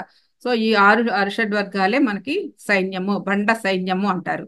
నిత్య పరాక్రమాటోప నిరీక్షణ సముచ్చక అంటే ఇక్కడ నిత్య పరాక్రమం అంటే అనేక జన్మలుగా ఈ బండాసురుడు వల్ల బాధింపబడుతున్న జీవుడు. మనం ఎన్ని జన్మలు తీసుకున్నాం చెప్పాం కదండి, కొన్ని వందల జన్మలు తీసుకుంటాం. ఎన్నో జన్మల్లో అనుభవాన్ని పొందుతూనే మన కర్మలు చేస్తూనే మనం వస్తూ ఉంటున్నాం కదా. సో ఎప్పుడో ఒకప్పుడు ఒక స్థితికి వచ్చిన తర్వాత ఇది వద్దు, ఇక ఈ జనన మరణాలు వద్దు అని ఒక విముక్తి కావాలని కోరుకుంటాడు ఆ జీవుడు. ఆ కోరుకుంటాడే ఆ సంకల్పమే, అలాంటి కోరుకోవడం అనేది రావటమే ఇందా చెప్పుకున్నాం. ఆ కోరుకోవటం రావటం అనేది నిజమైన ఆధ్యాత్మిక అంకురం అని చెప్పాను. అంకురం అంటే అప్పుడు బీజం ఉత్పత్తి అయింది. అంటే ఎన్నో జన్మల అనుభవాల తర్వాత ఈ జన్మ తీసుకోవడం, రావటం, పోవడం ఇదేనా అనిపిస్తూ ఉంటది ఈ కొన్ని జన్మల తర్వాత. అలా అయిన వాళ్ళం కాబట్టి ఈ రోజు ఈ యొక్క ప్లాట్ఫామ్ కానీ పత్రిజీ శిష్యులుగా ఉండడానికి కారణం ఏంటంటే మన ఎన్నో జన్మల సంస్కారమే మనకు ఆలోచన పుట్టించింది. కాబట్టి ఆ ఆలోచన పుట్టడం వల్ల ఏం జరిగిందంటే దానికి కావలసిన అనుగుణమైన పరిస్థితి ఏర్పడుతుంది. అంటే దానికి అనుగుణమైన గురువు దొరుకుతాడు ఏదో ఒక సంకల్పం ద్వారా. మీకు ఎప్పుడైతే ఆ యొక్క ప్రశ్నలు ఉదయించినాయో, ఎప్పుడైతే మీలో ఆ తపన మొదలైందో, ఎప్పుడైతే మనకి ఇదేనా జన్మ, ఇది కాదు ఏదో ఉందని తెలుసుకోవాలని అన్వేషణ మొదలైందో, ఆ ఆత్మ అన్వేషణకి మార్గం ఒక గురువు దొరుకుతాడు. అదే ఆ సంకల్పం గురు సన్నిధి. ఆ గురు సన్నిధి ద్వారా మనకి ధ్యాన యోగ సాధన ప్రాప్తిస్తుంది. ఎప్పుడైతే గురువు దగ్గర చేరామో అప్పుడు ధ్యానం అనేది అభ్యసిస్తున్నాం కదా. సో అలా సాధన ప్రాప్తిస్తుంది. అయితే తీవ్ర యోగ సాధన ద్వారా, మనం చేసుకునే యోగ సాధన ద్వారా గురువు ఇస్తాడు చేయమని, కానీ చేసుకునేది మనమే కదా. ఎంత బాగా చేస్తాము, ఎంత తీవ్రంగా చేస్తాం అనేది మన యొక్క శక్తి సామర్థ్యాలను బట్టే ఉంటుంది, మన యొక్క ఉత్సాహాన్ని బట్టి, మన యొక్క భావన బట్టే ఉంటుంది. ఎప్పుడైతే అలా తీవ్రంగా తపస్సు, సాధన, ధ్యానం చేస్తూ ఉంటే ఆ శక్తి జాగృతమయ్యి కర్మబంధాల కారణమైన ఈ అరిషడ్ వర్గాలు ఉన్నాయి కదా, కర్మబంధానికి కారణం అరిషడ్ వర్గాలు అనే బండ సైన్యము చెప్పుకున్నాం కదా, బండ సైన్యం అని, అది వధించబడుతుంది. అంటే నీ తీవ్ర తపస్సు సాధన వల్ల, నీ తీవ్ర సాధన వల్ల, శ్వాసానుసంధానం ద్వారా సాధన వల్ల ఆ యొక్క నీ శక్తి, విశ్వశక్తి నీలో ఎంతైతే ప్రవహిస్తుందో, ఎంతైతే నీలో ఆ విశ్వశక్తి మీ సమస్త నాడీ మండలాన్ని, కణజాలాన్ని, అణువును కూడా శక్తివంతం చేసినప్పుడు ఆ విశ్వశక్తితో తద్వారా ఆ యొక్క శరీరము, మనసు, ఆత్మ కూడా చైతన్యవంతమవుతుంది. తద్వారా ఏమవుతుంది? ఈ అరిషడ్ వర్గాలన్నీ దూరం అయిపోతూ ఉంటాయి. అందుకనే ధ్యానానికి వచ్చిన తర్వాత మాకు కోపం తగ్గిపోయిందండి, ధ్యానానికి వచ్చిన తర్వాత అదే అయిందండి, ఇదేం చెప్తూ ఉంటారు కదా. కోపం తగ్గిపోయిందని ఎంతో మంది చెప్తూ ఉంటారు. మనసు నా మాట వింటుందంటే నేను అన్నిటికీ వెళ్ళిపోవటం లేదు, లేకపోతే మనసు నిగ్రహించుకుంటున్నాను. ఎలా జరుగుతుంది అదంతా? ఏం మాయలేదు, చక్కటి శాస్త్రీయ పద్ధతిలో చెప్పారు. ఆ శ్వాసానుసంధానం ఎప్పుడైతే తీసుకుంటున్నావో ఆ యూనివర్సల్ ఎనర్జీ ఏదైతే ఉందో, డివైన్ ఎనర్జీ అనేది ఏదైతే నీ లోపల ప్రవేశిస్తుందో, తద్వారా నీ లోపల సమస్త నాడీ మండలం కూడా డివైన్ ఎనర్జీతో కనెక్ట్ అయినప్పుడు నీ లోపల ఉన్న సరికాని వ్యవస్థ అంతా కూడా, సరికాని ఆలోచనలు, సరికాని పనులు అన్ని కూడా ఆటోమేటిక్ వెళ్ళిపోతే మీ ప్రయత్నం లేకుండానే. సో ఎప్పుడైతే అవన్నీ వెళ్ళిపోతుంటే ఇంకేముంది, మీ సైన్యం, ఆ బండ సైన్యం అంతా వెళ్ళిపోతుందిగా మిమ్మల్ని వదిలేసి.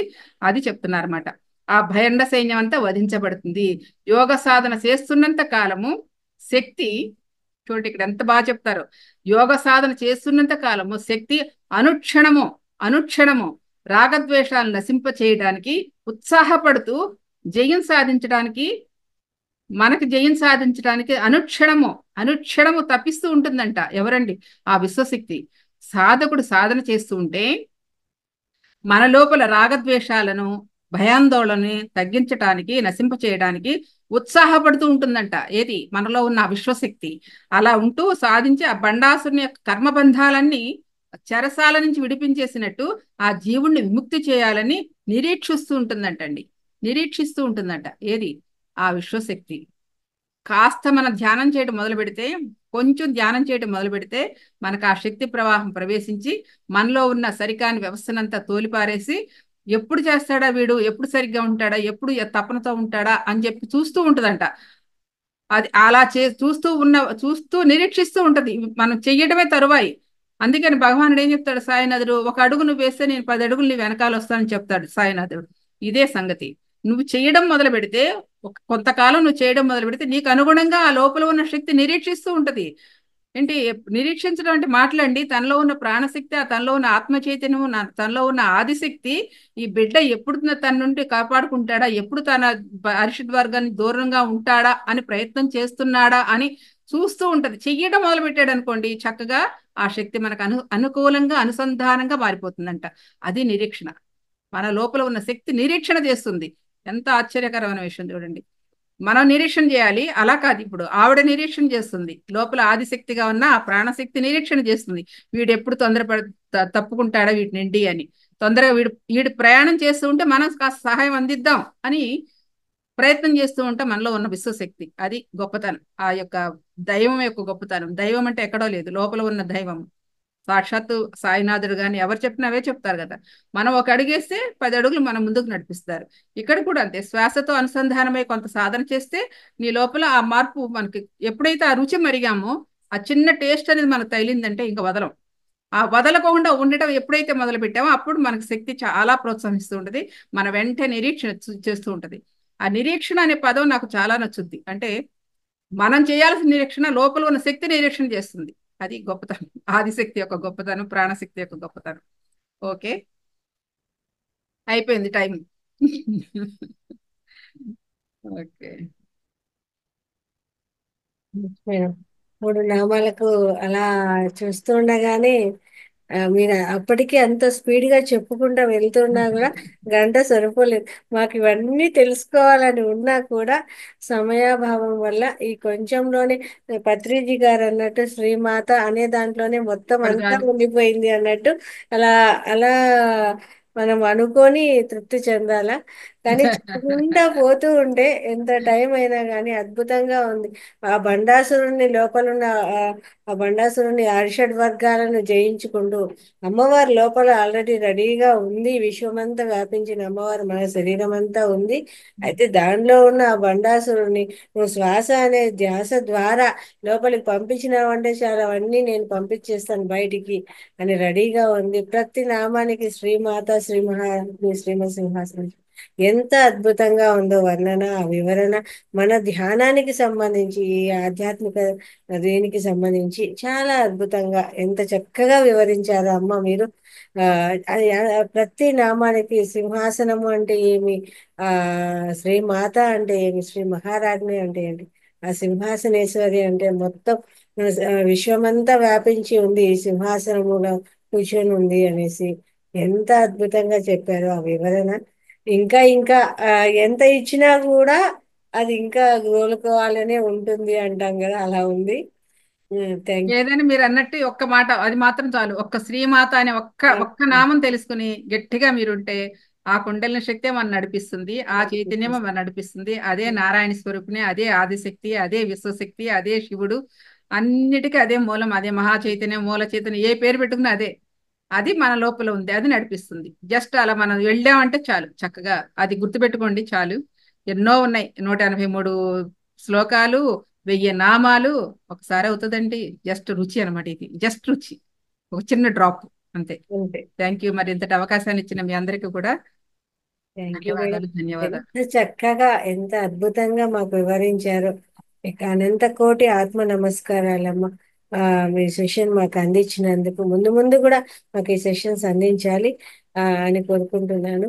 Thank you masters. ఎలాగే ఆ, మాస్టర్స్ మీకు ఏమైనా డౌట్ ఉన్నా లేదా మేడం గారి గురించి ఏదైనా చెప్పాలనుకున్నా చక్కగా హ్యాండ్ రైజ్ చేసి, ఆల్రెడీ కొంతమంది హ్యాండ్ రైజ్ చేయడం జరిగింది.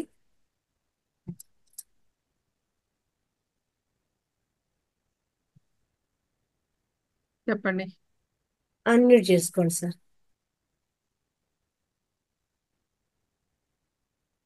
అలీ, అలీ అని ఉందండి, అన్మ్యూట్ చేసుకోండి సార్. ఇంకా మాస్టర్స్ ఎవరైనా అన్మ్యూట్ చేసుకోవచ్చు చక్కగా హ్యాండ్ రైజ్ చేసి.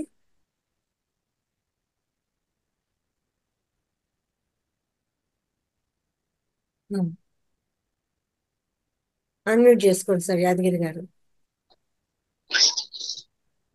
నమస్కారం. నమస్తే అండి. సాక్షాత్తు అంటే మహా అమ్మవారి లాగానే మీరు వచ్చి చెప్పినట్టు అంత అద్భుతంగా చెప్పారు మేడం. సహస్రనామాలు వింటున్నాం ప్రతిరోజు, కానీ దానిలో ఎంత అర్థం ఉందన్న విషయం ఇలాంటి మహనీయుల ద్వారా తెలుసుకోవడం ఎంత అదృష్టం. ఇలాంటి మంచి అవకాశాన్ని ఆ ఈ ఫౌండేషన్ స్థాపించిన రంగనాథ్ సార్కు, ఈ లలితా మేడంకు ధన్యవాదాలు. ఎందుకంటే ఇంత అదృష్టం రాదు. మీ మీ ఒక ఇంత మంచి జ్ఞానాన్ని తెలుసుకోవడానికి ఎంతో పుణ్యం చేసుకుని ఉండాలి, మామూలుగా రాదు. చాలా అద్భుతం చెప్పారు మేడం.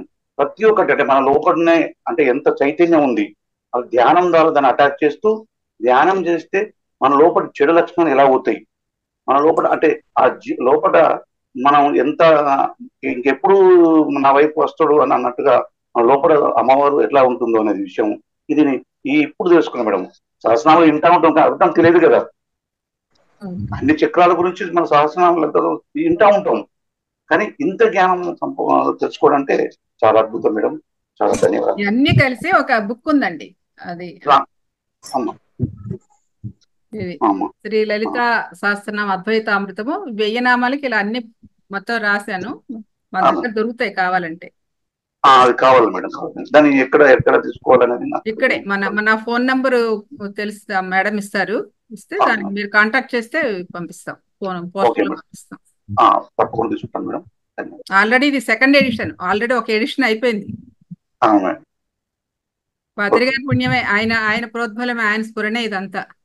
అచ్చా. నాకు ఏమి చదువుకోలేదు, నాకు ఏ సంస్కృతం రాదు, ఏ భాష ఏది తెలియదు, కానీ అలా తీసుకెళ్ళింది మాత. అంతే కరెక్ట్. అదే. శ్రీమాత్రే నమః మేడం. చాలా బాగా చెప్పారు. అసలు దళశాస్త్రం చదువుతాం కానీ ఇంత వివరం తెలియదు మాకు కూడా. కొన్ని కొన్ని తెలుస్తాయి కానీ ధ్యానం గురించి ఇటు దేవత గురించి అన్ని రకాలుగా బాగా చెప్పారు మంచిగా. ఇంకా మీది తొందరగా 10 నిమిషాల్లో అయిపోయినట్టు అనిపిస్తుంది మాకైతే. మరి అంతే కదా, నాకు చూసుకున్న అప్పుడే అయిపోయింది అని. అప్పుడే అంతా అయిపోయింది. 3 శ్లోకాలు అయినాయి, 3 శ్లోకాలు అయినాయి. 3 శ్లోకాలే చూసాం. బాగా చెప్పారు మేడం గారు. ఆ బుక్ ఎంత అండి మేడం గారు? 560 రూపీస్ మనకి, అంటే లోకల్ అయితే 60 రూపాయలు అవుతుంది, స్టేట్స్ దాటితే ఇంకెక్కువ అవుతుంది పోస్టల్ ఛార్జీ. 500. హైదరాబాద్ లోనే మీరు ఉండేది?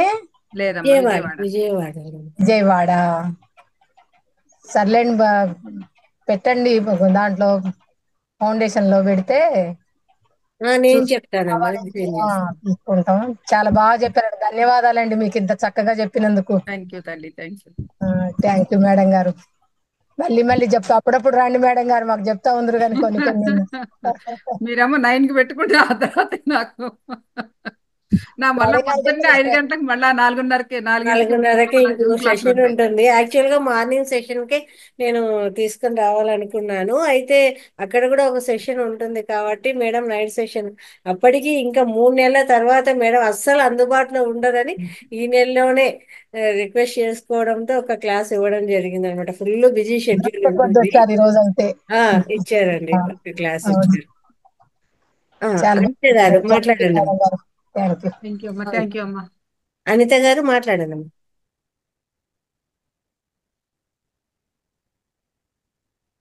అనిత. ఓకే, ఇంకా ఎవరు? శ్రీలక్ష్మి గారు, రవీంద్రరావు గారు తొందరగా. అదేదో రవీంద్ర. ఇంకొక ఛానల్కి వెళ్ళిపోయి వాళ్ళు మెడిటేషన్ చేస్తుంటే నేను కూడా మెడిటేషన్ చేసాను. తీరా ఆ, మళ్ళీ అది హిందీలో వస్తుంటే అప్పుడు చూసుకున్నాను మంది కాదు అయితే అని. మార్నింగ్ సెషన్ జాయిన్ అయినట్టున్నారు మీరు. కాదు కాదు, ఇప్పుడు నొక్కైనది మెడిటేషన్ చేస్తుంటే మనదే కామోస్ అనుకొని నేను మెడిటేషన్ చేసాను. ఆ, తీరా మళ్ళీ చూస్తే అది హిందీలో చెప్తున్నారు. అయ్యో అది మంది వేరే కాదని సెషన్. మళ్ళీ నొక్కడికి 3 శ్లోకాలు విన్నాను. అదే ఆవిడ చెప్పిన షడ్ముర్ములు చెప్పారు కదా, సుఖ దుఃఖాలు మానాభిమానాలు అక్కడి నుంచి విన్నాను. బాగుంది ఆ చెప్పినంత వరకు, అందుకే నోరెత్తలేదు. ఓకే ఓకే అక్కడ ధ్యానం చేస్తూ ఉండిపోయాను, మందే అనుకున్నాను నేను అది. ఇవాళ ఓకే. ఏం 9:30కి ధ్యానం మొదలు పెట్టేసారేంటి వీళ్ళు అని. అది మార్నింగ్ సెషన్ లింక్ జాయిన్ అయిపోయారు మీరు, అందువల్ల ఆ మన మహాతర్ ఫౌండేషన్ లో హిందీ, ఇంగ్లీష్, తెలుగు, కన్నడ 4 సెషన్స్ ఉన్నాయి మేడం. అయ్య బాబాయ్, 4 అవునా? అన్ని మీరే చూస్తారా? లేదు మేడం, నాది తెలుగు మాత్రమే. తెలుగా? తెలుగు రేటు అందులో 365 రోజులు అలా డైలీ చేయటం అంటే అమ్మ ఎంత నడిపించాలి వర్క్ మేడం, అంతా ఉంటుందో కదా ఉంది. అసలు. ఆ, అది నాకు తెలియదు మేడం. అది మెడిటేషన్ ప్రారంభించగా నేను మెడిటేషన్ ప్రారంభించాను. ఓహో అదే ఇవాళ 10తో క్లోజ్ చేసేస్తారు కామోస్ అని. అదేమో క్వార్టర్లెస్ 10 కదా అయిపోగానే హిందీలో మాట్లాడుతుంటే నేను స్టన్ అయితే ఇది మంది కాదు అని. అప్పటికే ఈవిడది 3 ఇవి విన్నాను, షడ్మురులు చెప్పారు కదా, అదే అదే అదే. బండ సైన్య వదోజుక్త శక్తి మంచి టాపిక్ విక్రమహర్షిత అని. వచ్చేసారు మీరు, మంచి టాపిక్ అది విన్నాను. Right right. ఓకే చాలా బాగుంది సుభాషిణి మేడం, గారు. చాలా బాగుంది. ఓకే అండి, సుభాషిణి గారు అన్మ్యూట్ చేసుకోండి అమ్మా, త్వరగా అన్మ్యూట్ చేసుకోవాలి. నమస్తే మేడం. నమస్తే అమ్మ. చాలా చక్కగా చెప్పారు మేడం. చాలా బాగా అర్థమైంది madam. Thank you, thank you.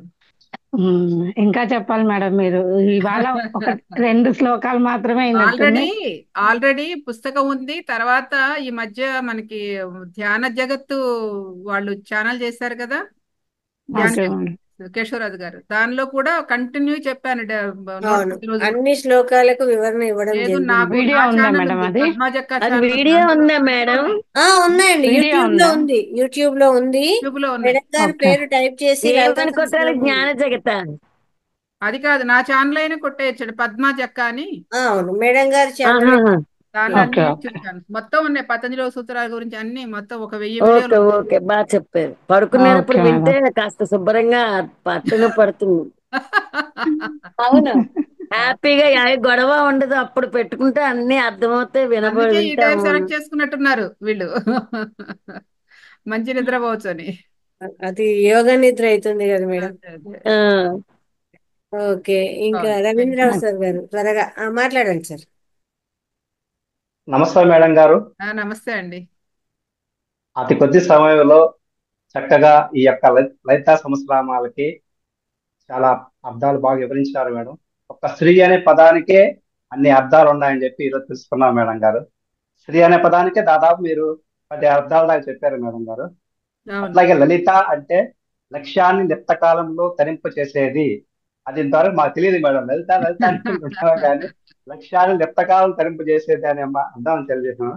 అట్లాగే బండాసుర వధ అనేది కానీ అది చాలా చక్కగా చెప్పారు మేడం.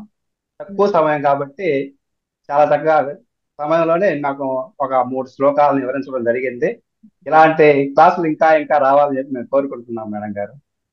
ధన్యవాదాలు మేడం. తప్పకుండా ఖాళీ ఉన్నప్పుడు, సమయం ఉన్నప్పుడు వస్తాలేండి.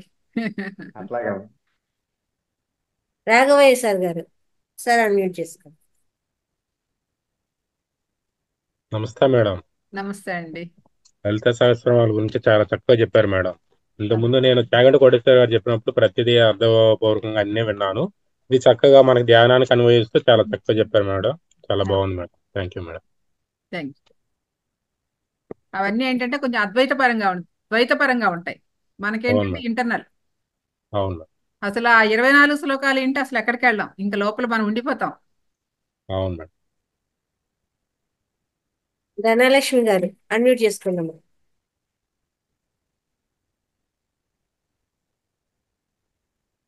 త్వరగా. నమస్తే మేడం. నమస్తే అమ్మా. అమ్మవారి గురించి చెప్పినందుకు చాలా థ్యాంక్స్ మేడం. లలితామాస్త మన శ్రీశక్తి గురించి చెప్పినందుకు మీకు ధన్యవాదాలు. Thank you. Thank you. అమ్మ మన స్నేహ మేడం గారు వీళ్ళెవరు కనెక్ట్ అవ్వలేదా? మర్చిపోయారమ్మా, వాళ్ళు ఫుల్ బిజీగా ఉన్నారు. Okay okay. వస్తానన్నారు. అది వాళ్ళ పగలే వస్తా కదా. అన్నారు కదా, అవును, వస్తా అన్నారు కదా. ఫ్లైర్ పంపించినట్లేదు నేను. ఓ మల్లిక వాళ్ళంతా బిజీగా ఉన్నారు. ఈ ఏదో నమిసారని ప్రోగ్రామ్ ఉంది కదా, దానికోసం ప్రిపరేషన్స్ అన్ని. నేను అప్పుడు వచ్చినప్పటి నుంచి వెతుకుతూ ఉన్నాను, కనపడలేదు. అవునవును, వచ్చేవారు. లేకపోతే స్నేహ లక్ష్మి గారని వచ్చేవారు. అదే వస్తారని వెతుకుతాను, కరెక్టే. కనపడలేదు.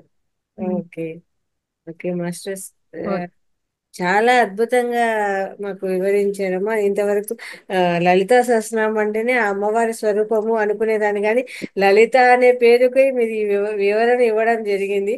నా పేరుకి ఇంతవరకు నాకు కదా కదా, మరి నీకే బాగా పనికి వస్తుంది. ప్రత్యక్షంగా వివరణ నేను మీ ద్వారా తెలుసుకోవడం జరిగింది. చూసావా నీ పేరు ఎంత గొప్పదో కదా మేడం, చాలా గొప్ప విషయం అది.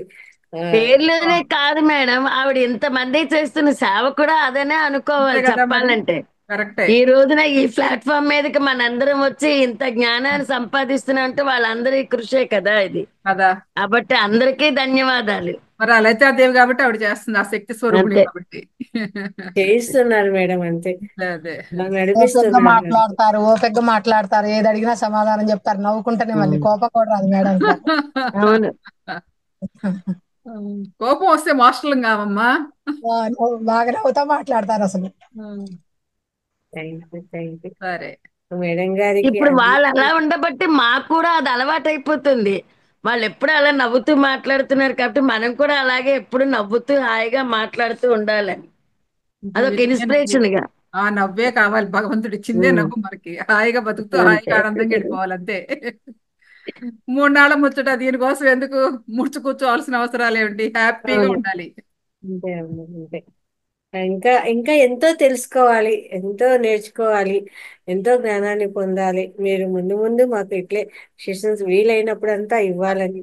ఒక 3 months తర్వాత వస్తాలండి, అప్పటి వరకు ఎలాగో రాలేను. అవును మేడం, బిజీగా ఉంటారు. తెలుసు కదా మీకు అది అంతా. అవును మేడం, చాలా అద్భుతంగా చేయాలని కోరుకుంటున్నాను. మీ సెషన్స్ ఇంకా ముందు జరగాలని. చక్కగా మీరు మాకు ఇంత చక్కటి ధ్యానాన్ని జ్ఞానాన్ని అందించారమ్మా. మీకు అనంత కోటి ఆత్మ నమస్కారాలు.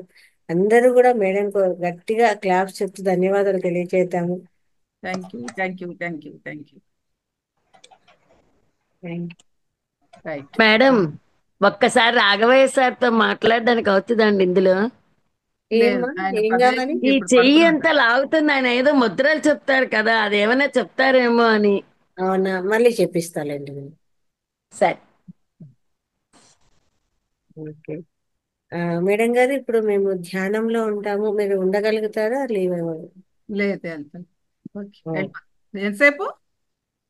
ఒక 10 to 20 minutes చేస్తారా? 10 minutes ధ్యానం. ఓకే, అయితే నేను కూడా ఉంటా. అయితే మీరేం మ్యూజిక్ పెడతారా? మీరు చేయిస్తారంటే ఇంకా సంతోషం. కూర్చున్నాం అయితే 10 నిమిషాలు చాలా. మేడం, నేను మ్యూజిక్ పెడతాను తర్వాత. మాస్టర్స్ అందరూ పొజిషన్కి వచ్చేసేయండి. అద్దాలు ఉంటే తీసి పెట్టేయడము, ధ్యాన ముద్ర పెట్టుకోవడము, చక్కగా కాళ్ళు క్రాస్ చేసుకోవడము, వేళ్ళలో వేలు వేసుకోవడము, పిరమిడ్ పెట్టుకోవడము, చక్కగా ధ్యాన పొజిషన్కి వచ్చేసేయండి. మేడం గారు చక్కగా మెడిటేషన్ చేయిస్తారు, చేద్దాం. హాయిగా కూర్చుందాం. కంఫర్టబుల్ సిట్టింగ్ తీసుకుని హాయిగా కూర్చుని మన యొక్క ఉచ్ఛ్వాస నిశ్వాసాలపై ధ్యాస ఉంచుతాం. అంటే శ్వాసానుసంధానం, శ్వాసపై ధ్యాస, శ్వాసతో గమనిక, మన నాసికలో జరిగే వాయు ప్రవాహాన్ని చక్కగా గమనిస్తూ ఉండటం.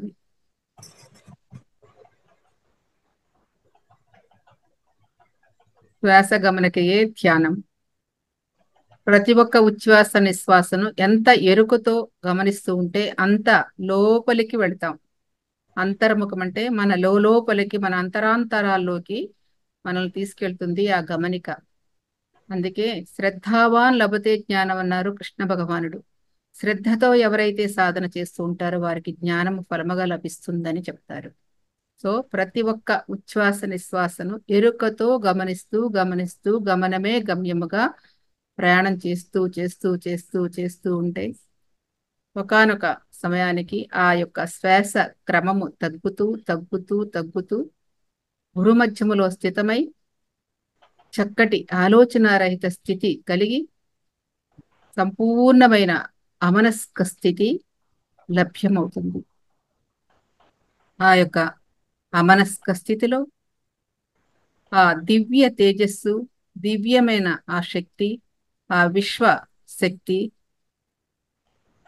మన లోపలికి ఆవాహన చెంది సంపూర్ణముగా మన యొక్క సమస్త నాడీ మండలాన్ని, సమస్త కణజాలాన్ని, సమస్త అణువులను కూడా శుద్ధి, పరిశుద్ధి, మహాపరిశుద్ధి చేస్తూ మన చైతన్యాన్ని మరింత విస్తరింపజేస్తుంది. ఆ చైతన్య విస్తరణ ద్వారా మనలో ఉన్న అంతర్యామితో అనుసంధానమై, మనలో ఉన్న అంతర్యామితో మమేకత్వంతో పొంది ఆ అద్వైత అనుభూతిని మనం అనుభూతికి తెచ్చుకుంటాం. అలా నిరంతర సాధన ద్వారా అంతర్యామి అనుభూతితో మమేకత్వం పొందినప్పుడు మరింత సాధన ద్వారా విశ్వాత్మతో అనుసంధానమై విశ్వస్వరూపులుగా విరాజిల్లుతాం. ఇదే ప్రతి మానవుడి యొక్క లక్ష్యము. మన చైతన్యం నుండి విశ్వ చైతన్యంతో అనుసంధానమై విశ్వస్వరూపులుగా విరాజిల్లటమే. అంతా నేనే, నేనే అంతా అన్న అనుభూతిని మనం ఈ అద్వైత సాధన ద్వారా మనం చక్కగా అనుభవానికి తెచ్చుకోవచ్చు. అనుభవేక వేద్యమవుతుంది. ఇది సాధన ద్వారానే సాధ్యము సాధ్యము సాధ్యము. మిత్రులారా, చేయవలసిందల్లా కేవలం శ్వాస గమనకయే. శ్వాసను గమనిస్తూ గమనిస్తూ గమనిస్తూ గమనిస్తూ ఉండటం మనం చేయవలసింది. సహజమైనది, సరళమైనది, అత్యంత ఫలప్రదమైనది రాజయోగము ఈ యొక్క శ్వాసానుసంధానము.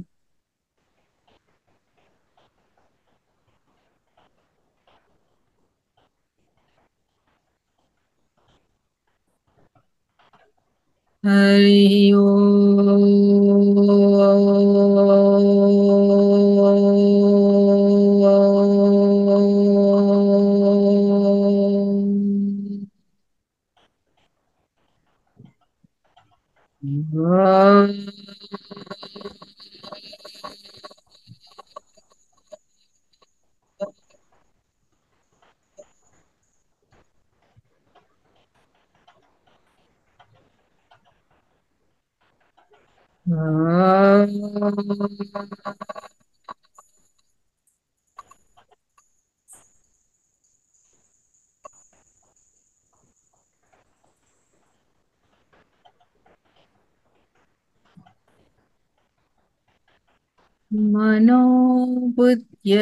మనోబుద్ధ్యహంకార చిత్తాని నాహం న శ్రోత్రం న జిహ్వం న చక్రాణనేత్రే న చ వ్యోమభూమిన్న తేజో న వాయు చిదానందరూప శివోహం శివోహం చిదానందరూప శివోహం శివోహం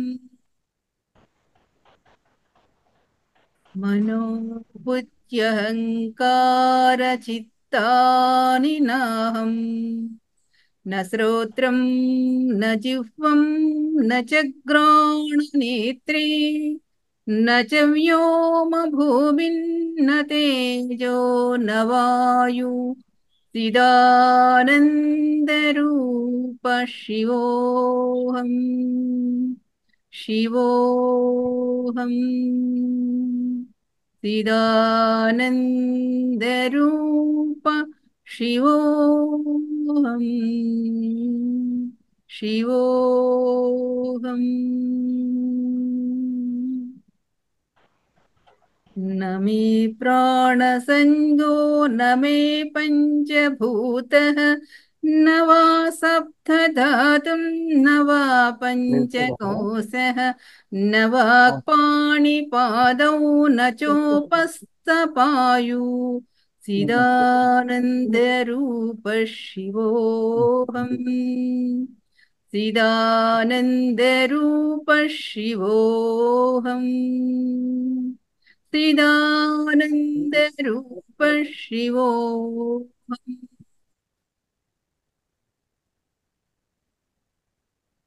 न मे प्राणसंगो न मे पञ्चभूतः न वा सप्तधातुं न वा पञ्चकोशः न वाक्पाणिपादौ न चोपस्थपायु चिदानन्दरूप शिवोऽहम् चिदानन्दरूप शिवोऽहम् चिदानन्दरूप शिवोऽहम्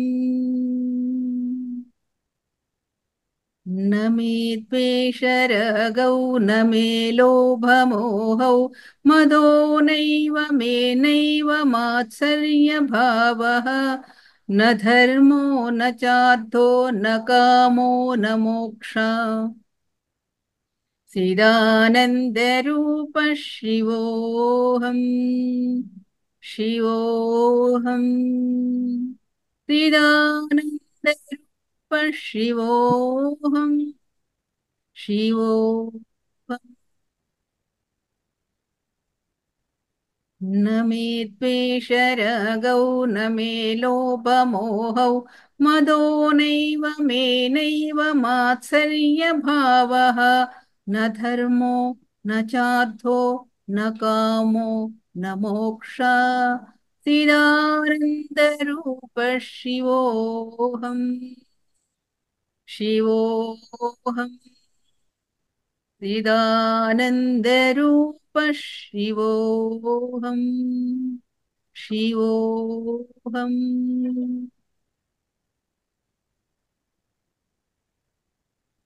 न पुण्यं न पापं न शौख्यं न दुःखं न मन्त्रो न तीर्थो न वेदा न यज्ञ अहं भोजनं नैव भोज्यं न भोक्ता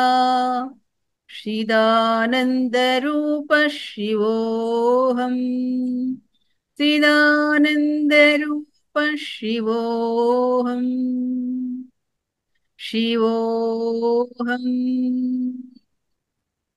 चिदानन्दरूप शिवोऽहम् शिवोऽहम् न पुण्यं न पापं न शौख्यं न दुःखं न मन्त्रो न तीर्थो न वेदा न यज्ञ अहं भोजनं नैव भोज्यं न भोक्ता चिदानन्दरूप शिवोऽहम् शिवोऽहम् चिदानन्दरूप शिवोऽहम् शिवोऽहम्